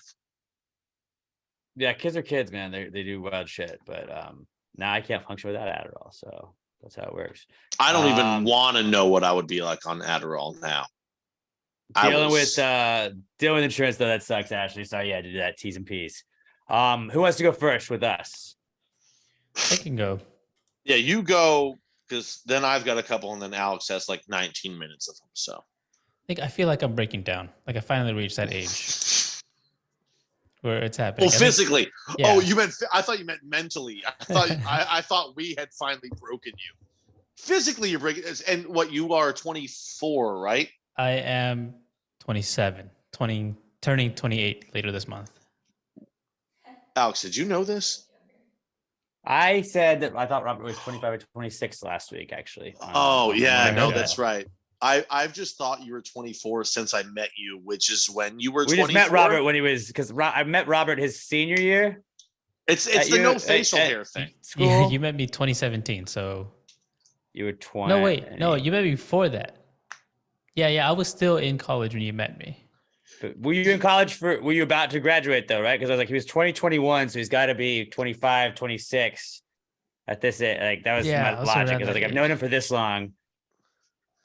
Well, it's because you don't drink, you don't cuss, so you don't age to me and Alex. But the fact that you made it to 27 before you actually started feeling that you're starting to break down is a good sign. You made it farther than most of us do.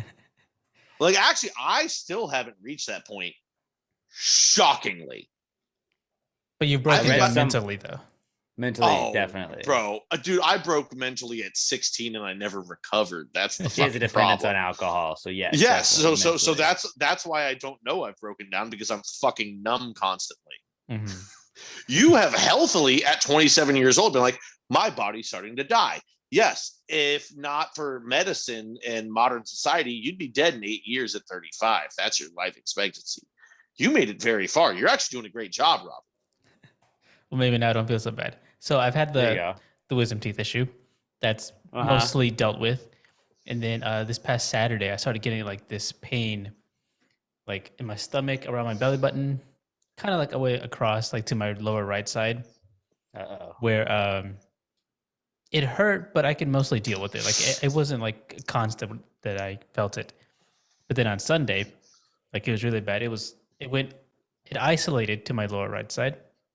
Appendix. That's what I thought. Like that's probably my appendix. It hurts more today. I told my mom that I was dying, and she told me go to the hospital or go to the doctor. And I told her, no, I think I'm just going to ignore it until it goes away or until it bursts and I need emergency surgery. Yes, Robert. She thinks I have So money. One of us. So that's what you're doing. So that's what I've been doing. Are you still in a lot of pain right now? No, it's It gotten- went away? It hasn't gone away. So from Saturday to Wednesday. So it's been, a few days. It hasn't gone away, but it's lessened.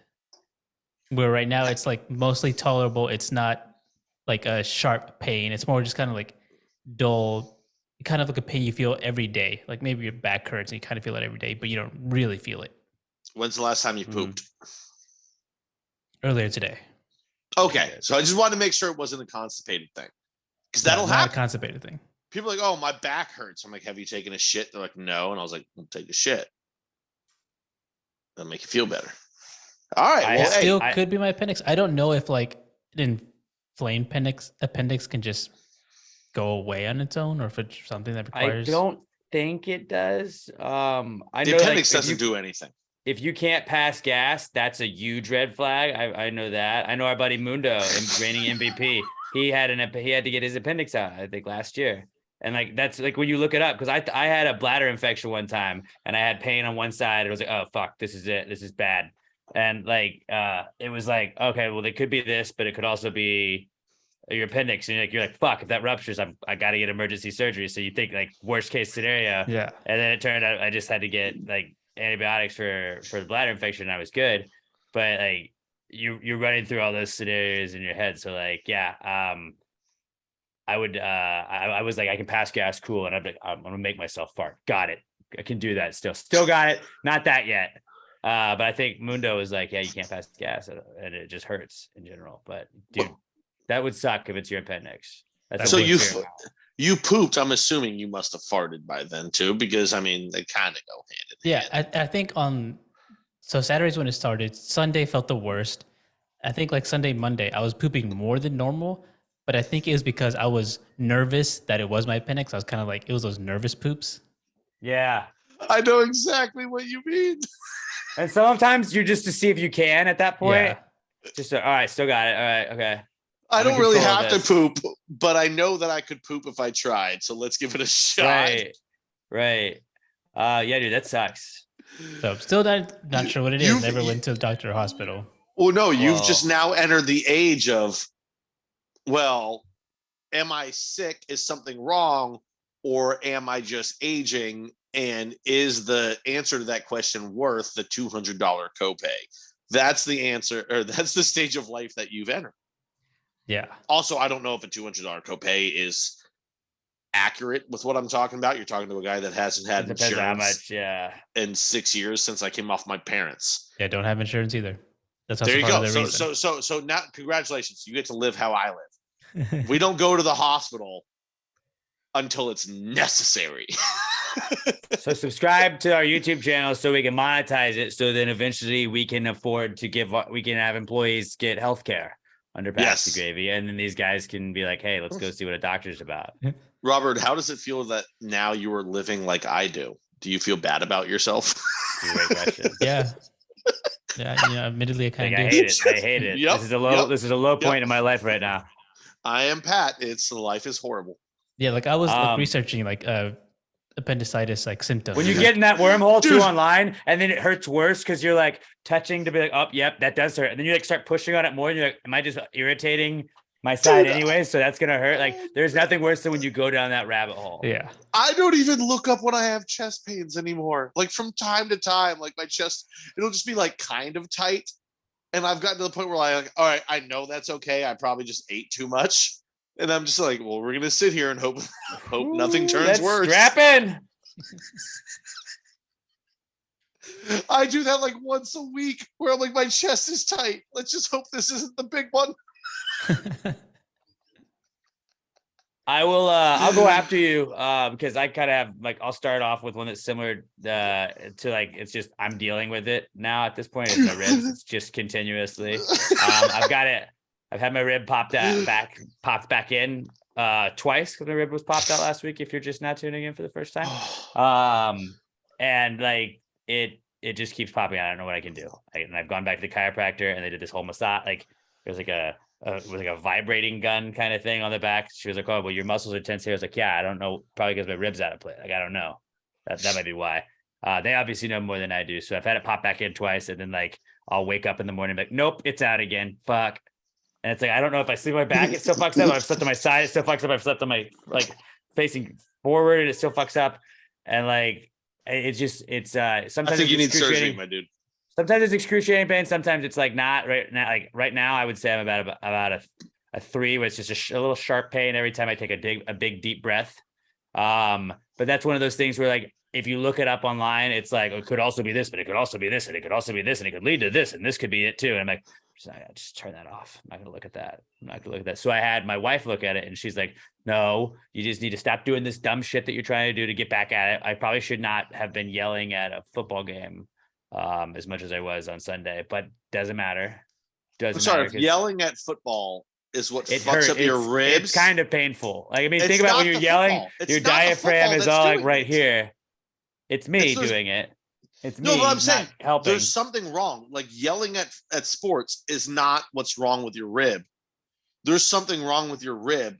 And Well, then I'm yelling not. at I'm sports not giving is it rest. exasperating I'm not it. giving it rest. I'm like out drinking at a cook-off for 2 days, and then I go to a football game and tailgate Okay, for that makes sense. for Yeah, hours that's true. beforehand, and then I'm yelling.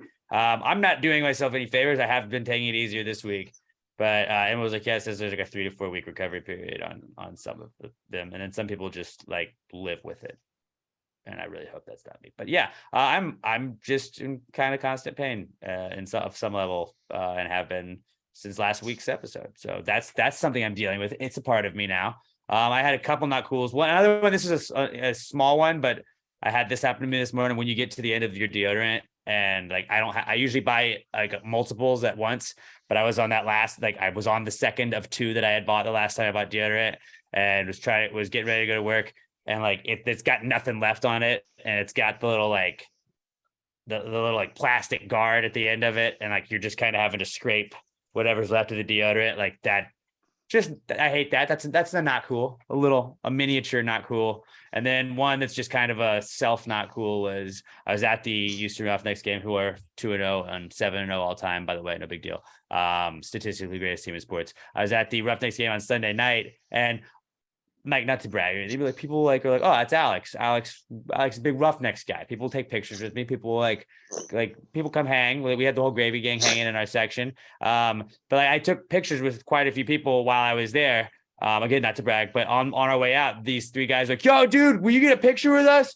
And I thought they said, will you get a picture with us? And I was just like, all right, yeah, absolutely. It's like I like smiled, and like they took a selfie, and then he's like, okay, now will you take a picture of us over here? And I was like, oh, like what a fucking like narcissistic fuck I am to be like, oh, obviously like they want a picture with me. Yeah, dude, what's up, fellas? And like they like dapped me up, and then I was like, oh, and like they were cool. They didn't say like fuck you. They took the picture. They humored me. It's like they probably deleted it right away. Like, look at this fucking idiot. Why do you think we want to take a picture with him? They had no idea. They probably just thought you were being a funny guy. Like, oh, you want a picture? Well, they took the selfie, so I was like, oh, okay. And then he was like, "Will we take a picture of us?" And you could tell like the picture with me was not the one he wanted. they And I was wanted. like, "Oh yeah, like you can stand over by the Roughnecks logo, and I'll take a picture of you." Yeah, my bad, dude. And I didn't like he didn't say like "fuck you," what the fuck, dude. They went along with it, so I was like, shout out to them for being cool, but like not cool on me was just like that was an awkward feeling. That was kind of like the like waving high because you think they're talking to you or they're waving at you, and it's like no, they're waving at the person that's way cooler than you behind you. And it was just like, oh, you want a picture with me? And I was like, yeah, it's definitely like obviously that's what they want. No, I can also take pictures. No, like 100% that's the feeling, but you are actually at kind of the perfect level of fame to where that's not your fault. Like, especially at a niche football At a Roughnecks game, part owner, you know, where you specifically put yourself out there as a big fan and you're there and you're a minor local celebrity. You are it, and you've been drinking. You were in the perfect level right there to where like someone's like, "Can we get a picture?" And you're not out of pocket to think that they were because we have like the coveralls on and the you? hard hats. So it's like sometimes people are like, hey, can we get pictures with you and your brother? My brother's got the coveralls and hard hats on too. It's like people want to take pictures, I think, just because it's like we're in costume. But then like I was just like, so like that's not on you. On that me. was it was still it was an awkward moment. Made me feel really not awkward. cool. Super awkward. Not on you though. Like you're not out of pocket for thinking they wanted that picture. It was not cool though to just assume that. Yeah. What do you got? So I've got a few. So last night I'm leaving work and the Bruins game hasn't ended. I'm not going to bore everyone with the details of it. It was just crazy. I left work, pulled up to a stoplight, and I'm watching the game on my phone. Then all of a sudden I look up and the car in front of me is, I don't know, 120 yards in front of me entering. Like it was one of those stoplights where like right after the stoplight is where you get on the highway on I-10. But it's like 100. I look up. I was shocked the person behind me didn't honk. I felt like such an asshole. I was the dickhead that did not see the green light and was just watching my fucking phone. Wow. I felt like such an asshole. I was like, oh, I fucking hit the gas so hard. My RPMs must have gone up to 4,000. I was just like, no, I'm sorry. Like I drove away waving my hand to the person behind me because I was like, I'm sorry. I don't know if they knew that meant I'm sorry or if they could even see it because it was fucking 11 o'clock at night. I felt like such a fucking dickhead. Because I'm constantly the guy that's talking about bad drivers. And then I was one of them. Of just one of the most dickhead things of, oh, look, there was two people in front of you at the light. The light turned green. They both went and you sat there for another 6 seconds not moving because your dumbass had your nose in your phone. Yeah. I've specifically complained about that person before. Then I fucking did it. Happens to the best of us, though. Yeah, I'm a piece of shit. Also, it's fucking hot now. When it's officially summer. It's officially fucking summer. And on top of that, we had I've talked about it before. The German woman that I work with, she's moving. She's got this big old fridge that she doesn't need anymore. I'm like, cool. We'll take that. We'll use that just as our cake fridge. I put off picking it up for a week. I went and got it yesterday. It was 10 degrees hotter yesterday than it was a week ago before that. So I got to work and then was told, hey, let's go pick it up. So I got to work and then just decided I'm going to sweat for fucking 45 minutes at the beginning of my shift and then work the rest of it. That sucked ass. That wasn't fucking cool.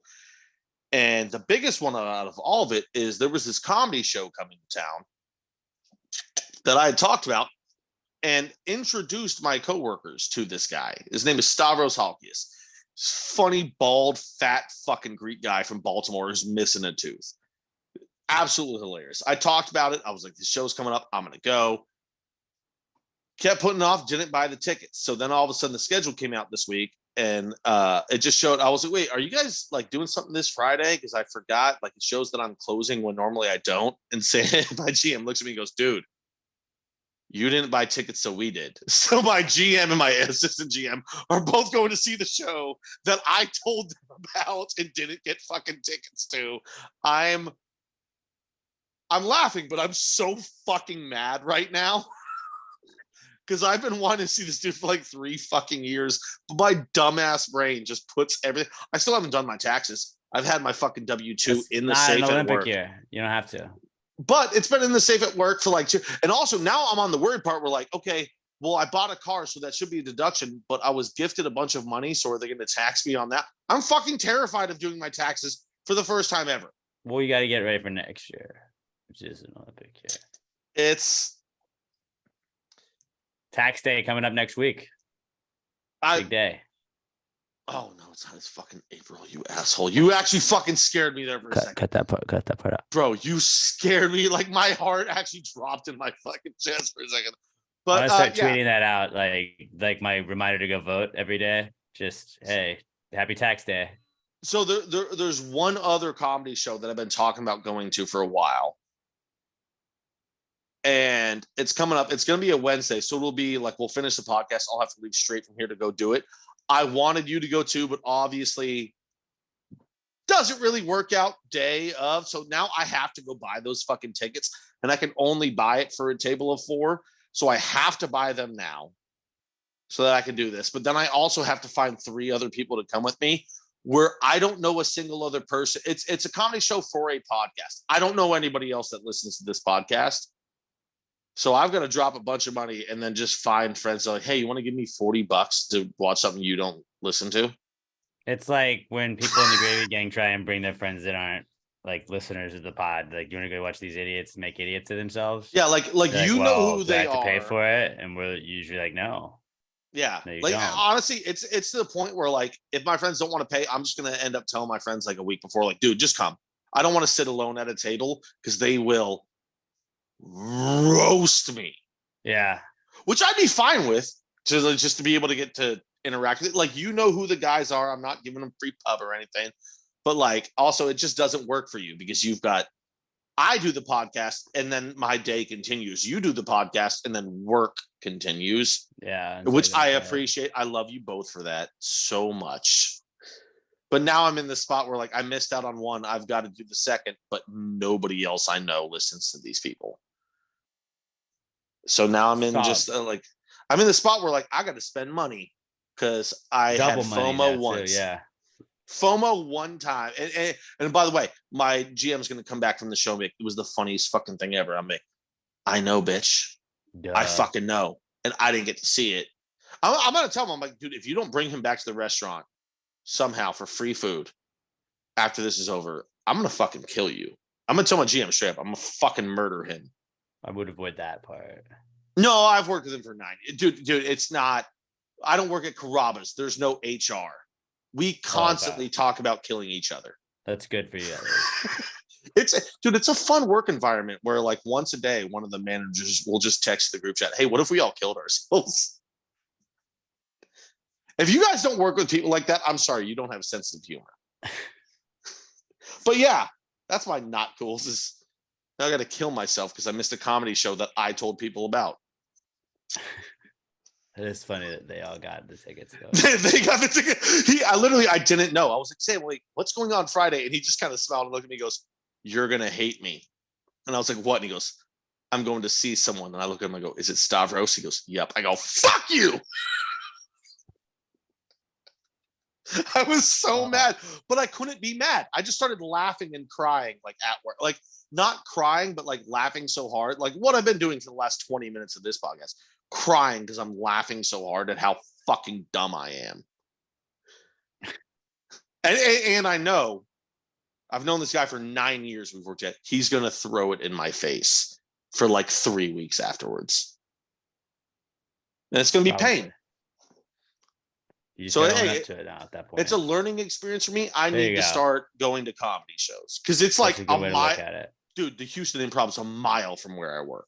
That's where everybody goes, and I just don't go to shows because I'm a piece of shit.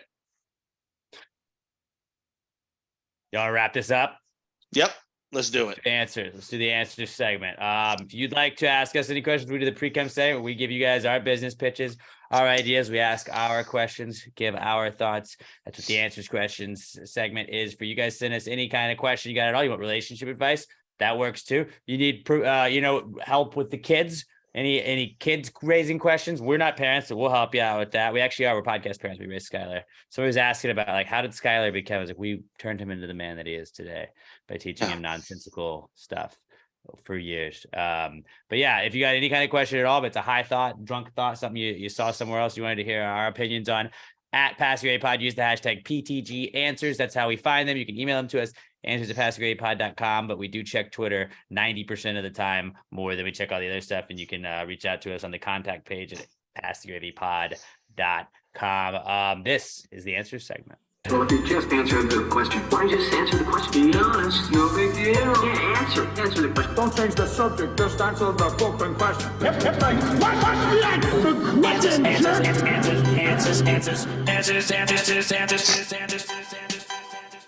Any questions? All right, Also- Glamour, what's up? Sorry, real quick. Just check my phone. Apparently, someone from New York tried to sign into my Facebook. That's fucking random. Had to change Not my true. password. Yeah, so if you guys got a weird DM from me in the last 3 hours, don't. Well, I guess that doesn't make sense for when people are listening to this, but yeah, it wasn't me. If you got a weird one,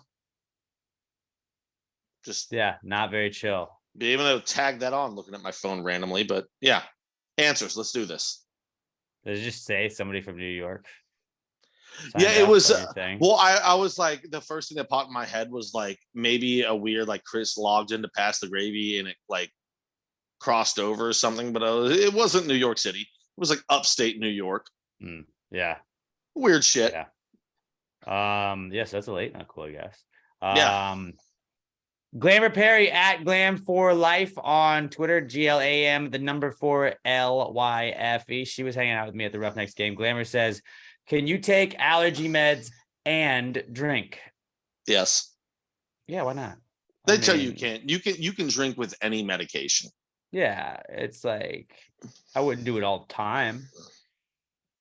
But like, you know, you look crazy sometimes. Here's my question to you. Are you a drinker? If you drink occasionally, if you sometimes have some drinks, probably not. But if you're someone that drinks, yeah, you're probably good.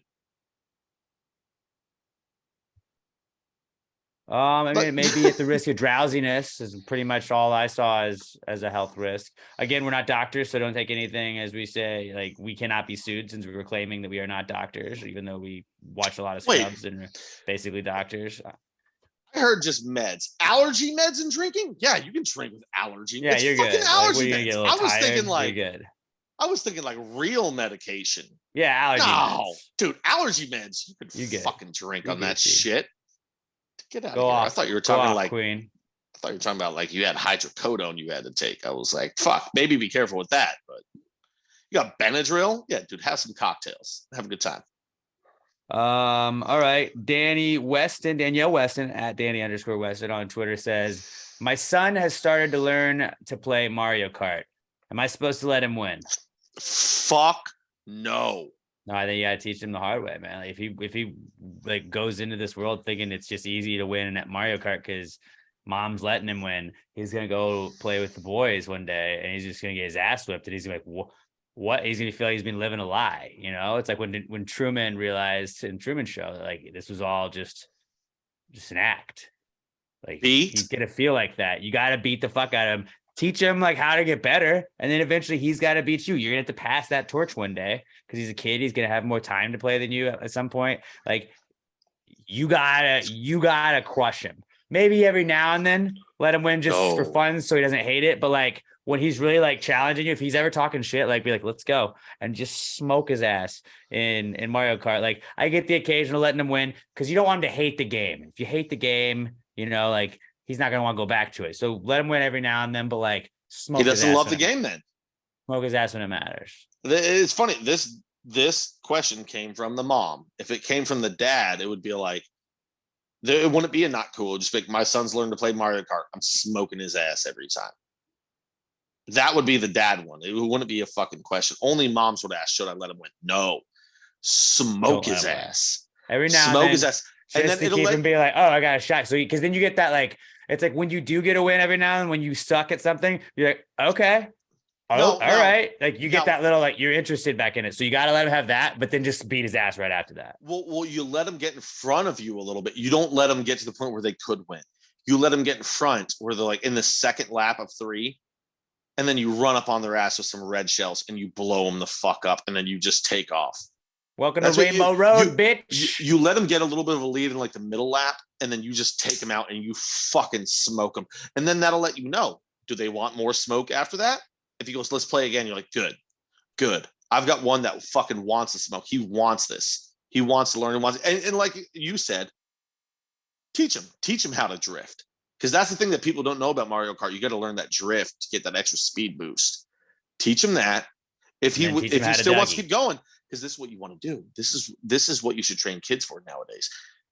You want them to get super into a video and get great at it, because then you have them start streaming at 12 years old, and all of a sudden you've got $30 million in the bank because they got a randomly popular YouTube. You see Robert's nodding, he fucking knows. Train your kids to be a streamer. That's what you want. You smoke them early on, but if they have that drive where they still want to come after you, it's like dads all the time. My son beat me for basketball in the first time. Usually that's like 14 years old. All of a sudden your kid got fucking tall and got good. But until that moment, well, and every dad knows when your kid starts to get good and they can actually play against you, you just start swatting basketball shots away. Like they go for a shot, you block it 30 feet down the driveway, and you tell them to go get the ball. You cannot let them win until they can win. It makes them want it. It makes them drive for it. Make your kid want it. So beat him. He'll appreciate it more. They don't want their first win to be some bullshit. When they actually beat you, they need to earn it so they can be like, dude, I finally fucking beat my mom. Robert, you agree? I don't think I would just never let them win. I may probably let them win a couple Keep of him games. interested a little bit, but like when it matters, like when he calls you out, like fuck him up, right? Well, she said he's show him old his enough to boss. play. It's not like she's playing a 3-4-year-old. You can let them win, but he's old enough to play Mario Kart now. He's got hand-eye coordination. He's got fully functional motor skills. He started to learn to play. Yeah, you beat him when it matters, but you let him get another one just so he stays interested. Let him beat his friends. Don't let him beat you. Because then one day he's gonna get mouthy and be take out the trash. He's like, fucking you take it out. You lost in Mario Kart. And you don't want to have to would hit beat him when it matters. You would like let him win a couple times, but then you beat him when it matters, and like, no, you fucking take out the trash forever now. I still don't let my friends fucking win. I fucking beat my friend's ass in Mario Well, they're Kart. not your kids. They're not kids. Yeah, they're your friends. They're your friends. It's different. Again, the question is about a kid. I get it, but like, kids are smart. Kids absorb information. If you let them win, they'll know you let them win, and then they'll know later on somebody else will let them win, and somebody else will make them fucking earn that shit. Danny, kick his ass. Next question we got is from Texas Cat Daddy, aka Brandon Davis. He's at a stream of cream on Twitter, and he says, do you cover the toilet seat with toilet paper or the ones made for it, like the little paper things, even if it looks super clean when you're about to take a shit and it's a public bathroom? No, I don't. No, I just shit. You know what I do? I sit on I wipe off the seat to make sure the seat's wiped off, but like, I sit on the seat because that's what butts are for. Yes, the seat can't be wet. Like, wipe off any ass fucking hair and anything that was on there from the dude before. But like, I mean, I'm famously the guy. I'll shit in a porta potty. I don't give a fuck. So maybe I'm the wrong person to ask for this. I hover in porta potties if I have to. I don't have that quad. Try and avoid it. Man, I'm too fat for that. So like, if I'm gonna shit, I'm gonna shit. Like, you're not catching any diseases from the toilet seat. Probably. Like getting crabs from that's you got to sit in a dirty ass fucking place. But hey, I've shit in multiple porta potties, never had a problem. Just sit down. You're fine. Yeah, you wipe it off. But I'm not like that whole like thing where it's like the toilet seat cover. It's like that's so much time to like take out and fuck with it, and then you gotta put it back down in there when you're done. It's just like no. Unless somebody's gonna eat your ass later. Do the wipe and then you're done. If they're gonna eat your ass later, maybe do it. But you always clean it off. Or unless you're Colombian. I found out that Colombians on public transportation, they'll hover over seats if somebody was just sitting down there because they think that if a seat is warm, you can get some shit even through your pants. I've talked to Colombians I work with. This is what they fucking believe. But if a seat is warm, you don't sit on it because then you can get some shit through your pants to your ass. It's the craziest fucking thing I've ever heard, but that's what they believe. But I'm the opposite. Just sit down and shit, guys. Nothing worse is getting on your ass than what is coming out of your ass. Just don't shit on the fucking seat. I think it was Mexican like culture or whatever. Somebody was telling me that like their baby is part Hispanic, and they were like, yeah, like you're supposed to, every time you pass a baby, you're supposed to pat its head or like do something like that. It's like it brings the baby good luck or something like that. And like, yeah, every time we take him to his parents' house, like his hair just gets all fucking messed up because everybody's just petting his head. And I was like, I've never heard that ever. Oh, I Not don't once. Also, I don't fucking touch babies' heads. They're too soft. Yeah, I try to not touch babies very often. Like, I'll drop them. The only time I like hold babies is like when my friends who have kids or like their sisters that have kids will hand me the baby. And I'm like, guys, if I'm watching sports, don't hand me the baby. Because I'm probably betting on it. And at any moment I could go, oh, and like accidentally grab the baby's head too hard. I don't fuck with that shit. Robert, are you a toilet seat cover guy, or do you cover the toilet seats, or you just you go raw dog on that bad boy? Robert's probably the person that only poops at home because he poops like 3 times a week. No, not 3 times a week, like a month. I wipe down the seat. I don't use the cover though. Yeah, that's normal. I don't have time to do all the other stuff. And like, if you just use toilet paper, it's like to like piece it around. Like, I don't have time to do that. Like for our generation, we think of American Pie with Finch when he has to shit really bad and he's trying to rip, and he's ripping off one sheet at a time because he has to shit so bad and he's freaking out. No, I'm just going to sit on the toilet and shit. Yeah, it's the next person's problem, not mine. Just raw dog it. Raw dog it. It's a good question, Brandon. Next question is from Alex O. And he's at Alex McThunder1 on Twitter. And he says, power rank these Canadians: Keanu Reeves, Jim Carrey, Seth Rogen, Mike Myers, and Ryan Reynolds. This is a tough one. I'll go first. I mean, he's just so hot right now. You got Keanu. I'm going to go number 1. Keanu number 1. Body of work, I'm taking Mike Myers number 2. And then Jim Carrey number 3. Jim Carrey might have been number 2 or number 1 a while ago. He's gone kind of fucking crazy the last 6 years, so he's going to drop a little bit. Then fuck. Nope, I'm going Ryan Reynolds 3, then Jim Carrey 4, then Seth Rogen. Nothing against Jim or Seth. Ryan Reynolds is just like the most beautiful man of all time. He's so hot. It's fucking stupid. And he's just like when he got Deadpool, it was just that role that like, it's like when Jack Black got School of Rock. He was born to play that role. Ryan Reynolds was born to play Deadpool, and he's just been great and everything. So yeah, I'm going to go Keanu 1 because who doesn't love Keanu? Mike Myers 2. I mean, just Austin Powers. That dude is legend forever. Ryan Reynolds 3, Jim Carrey, then Seth Rogen. Nothing against Seth being number 5. Some of my favorite movies of all time, but dudes have the body of work. They're legends above him. Yeah, this was a tough one. Robert, what do you got? I want to hear yours.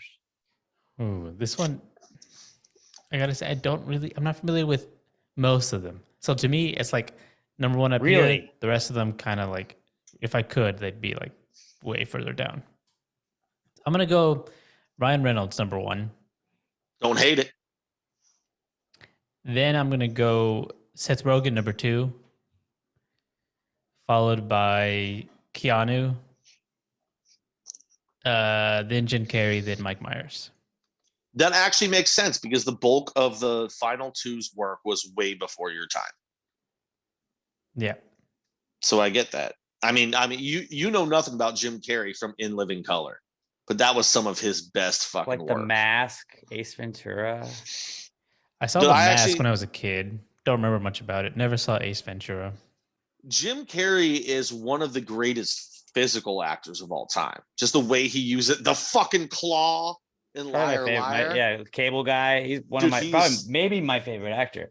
Actually, maybe the 2 greatest physical comedians of all time are Chris Farley and then maybe Jim Carrey. Like Jim Carrey didn't throw his body around the way that he did, but he uses his body. Like Jim Carrey, he's gangly, everything he does. So I don't hate your list, Robert. I like that list. It's just it's a younger person's list. Yeah, we got yeah. Can I throw in? Sam just sent me her list. Can I? I'm gonna go ahead and say Absolutely. Yes, Yeah, I would love to hear this. So Sam went Mike Myers, Jim Carrey, Seth Rogen, Keanu Reeves, and Ryan Reynolds. I like her list better than I think I like your list. She said They're I both win. great. It was shocking that a woman put Ryan Reynolds number 5, though. I just assume he's so beautiful that anyone's If he wasn't sexually so attracted hot, to would him. people like him as much though? That's my whole thing about him. But I think yes, because if he wasn't so hot, he'd still be Seth Rogen. He's just hotter Seth Rogen. So I got Jim Carrey number one of, if not my favorite actors. Respect. Just all of his movies are nuts. Mike Myers, because Austin Powers has so much shit that we use in like everyday lingo that's just like stolen from that movie. Like we were talking about, got me a Marlin, and just how about no? That's all him doing that, and he played all the characters. And Wayne's World, if you go even further back to that, and SNL, and all the stuff Mike Myers has done, he's fucking badass, dude. Right? He's a legend. But I like Jim Carrey more than him. Then I'm gonna go Seth Rogen, just because of those three. I like Seth Rogen stuff more, just because I watched more of it. He was our generation. Yeah, I mean, super bad, fucking awesome, knocked up, awesome. All those movies when he was going through that run were badass. Then I got Ryan Reynolds 4 and Keanu Reeves 5. I'm not hating on Keanu. I get why he's a super likable guy by so many people, but like I just like The Matrix wasn't all that for me. All of his like the stoner movies he was in were great, but it's like they weren't Mike Myers movies. They were Jim Carrey movies. Like Matrix, one of the best movies of all time according to certain people, but like I didn't personally think that. I think Keanu's a fucking cool ass dude, but Dude, any combo, I like him probably 5th out of all of them. any combo you can't be mad at. They're all fucking legends. I'd hang with They're it. all so good. Power Rankings. I mean, that was maybe like, my favorite one. That was maybe if my you- favorite one. If you could only hang out with 2 of these people, like if you could just go and have dinner and drinks with 2 of them, I think I would choose Keanu and Ryan. I think that would be like maybe like I'd do Jim Carrey. it would just and be Seth fun. Rogen. I don't hate that because that's a funny fucking one, but it's just Keanu and Ryan. Like you're getting the funny from Ryan, and then Keanu was just like he's so weird. He's so fucking weird. I want to meet that guy. He's so weird.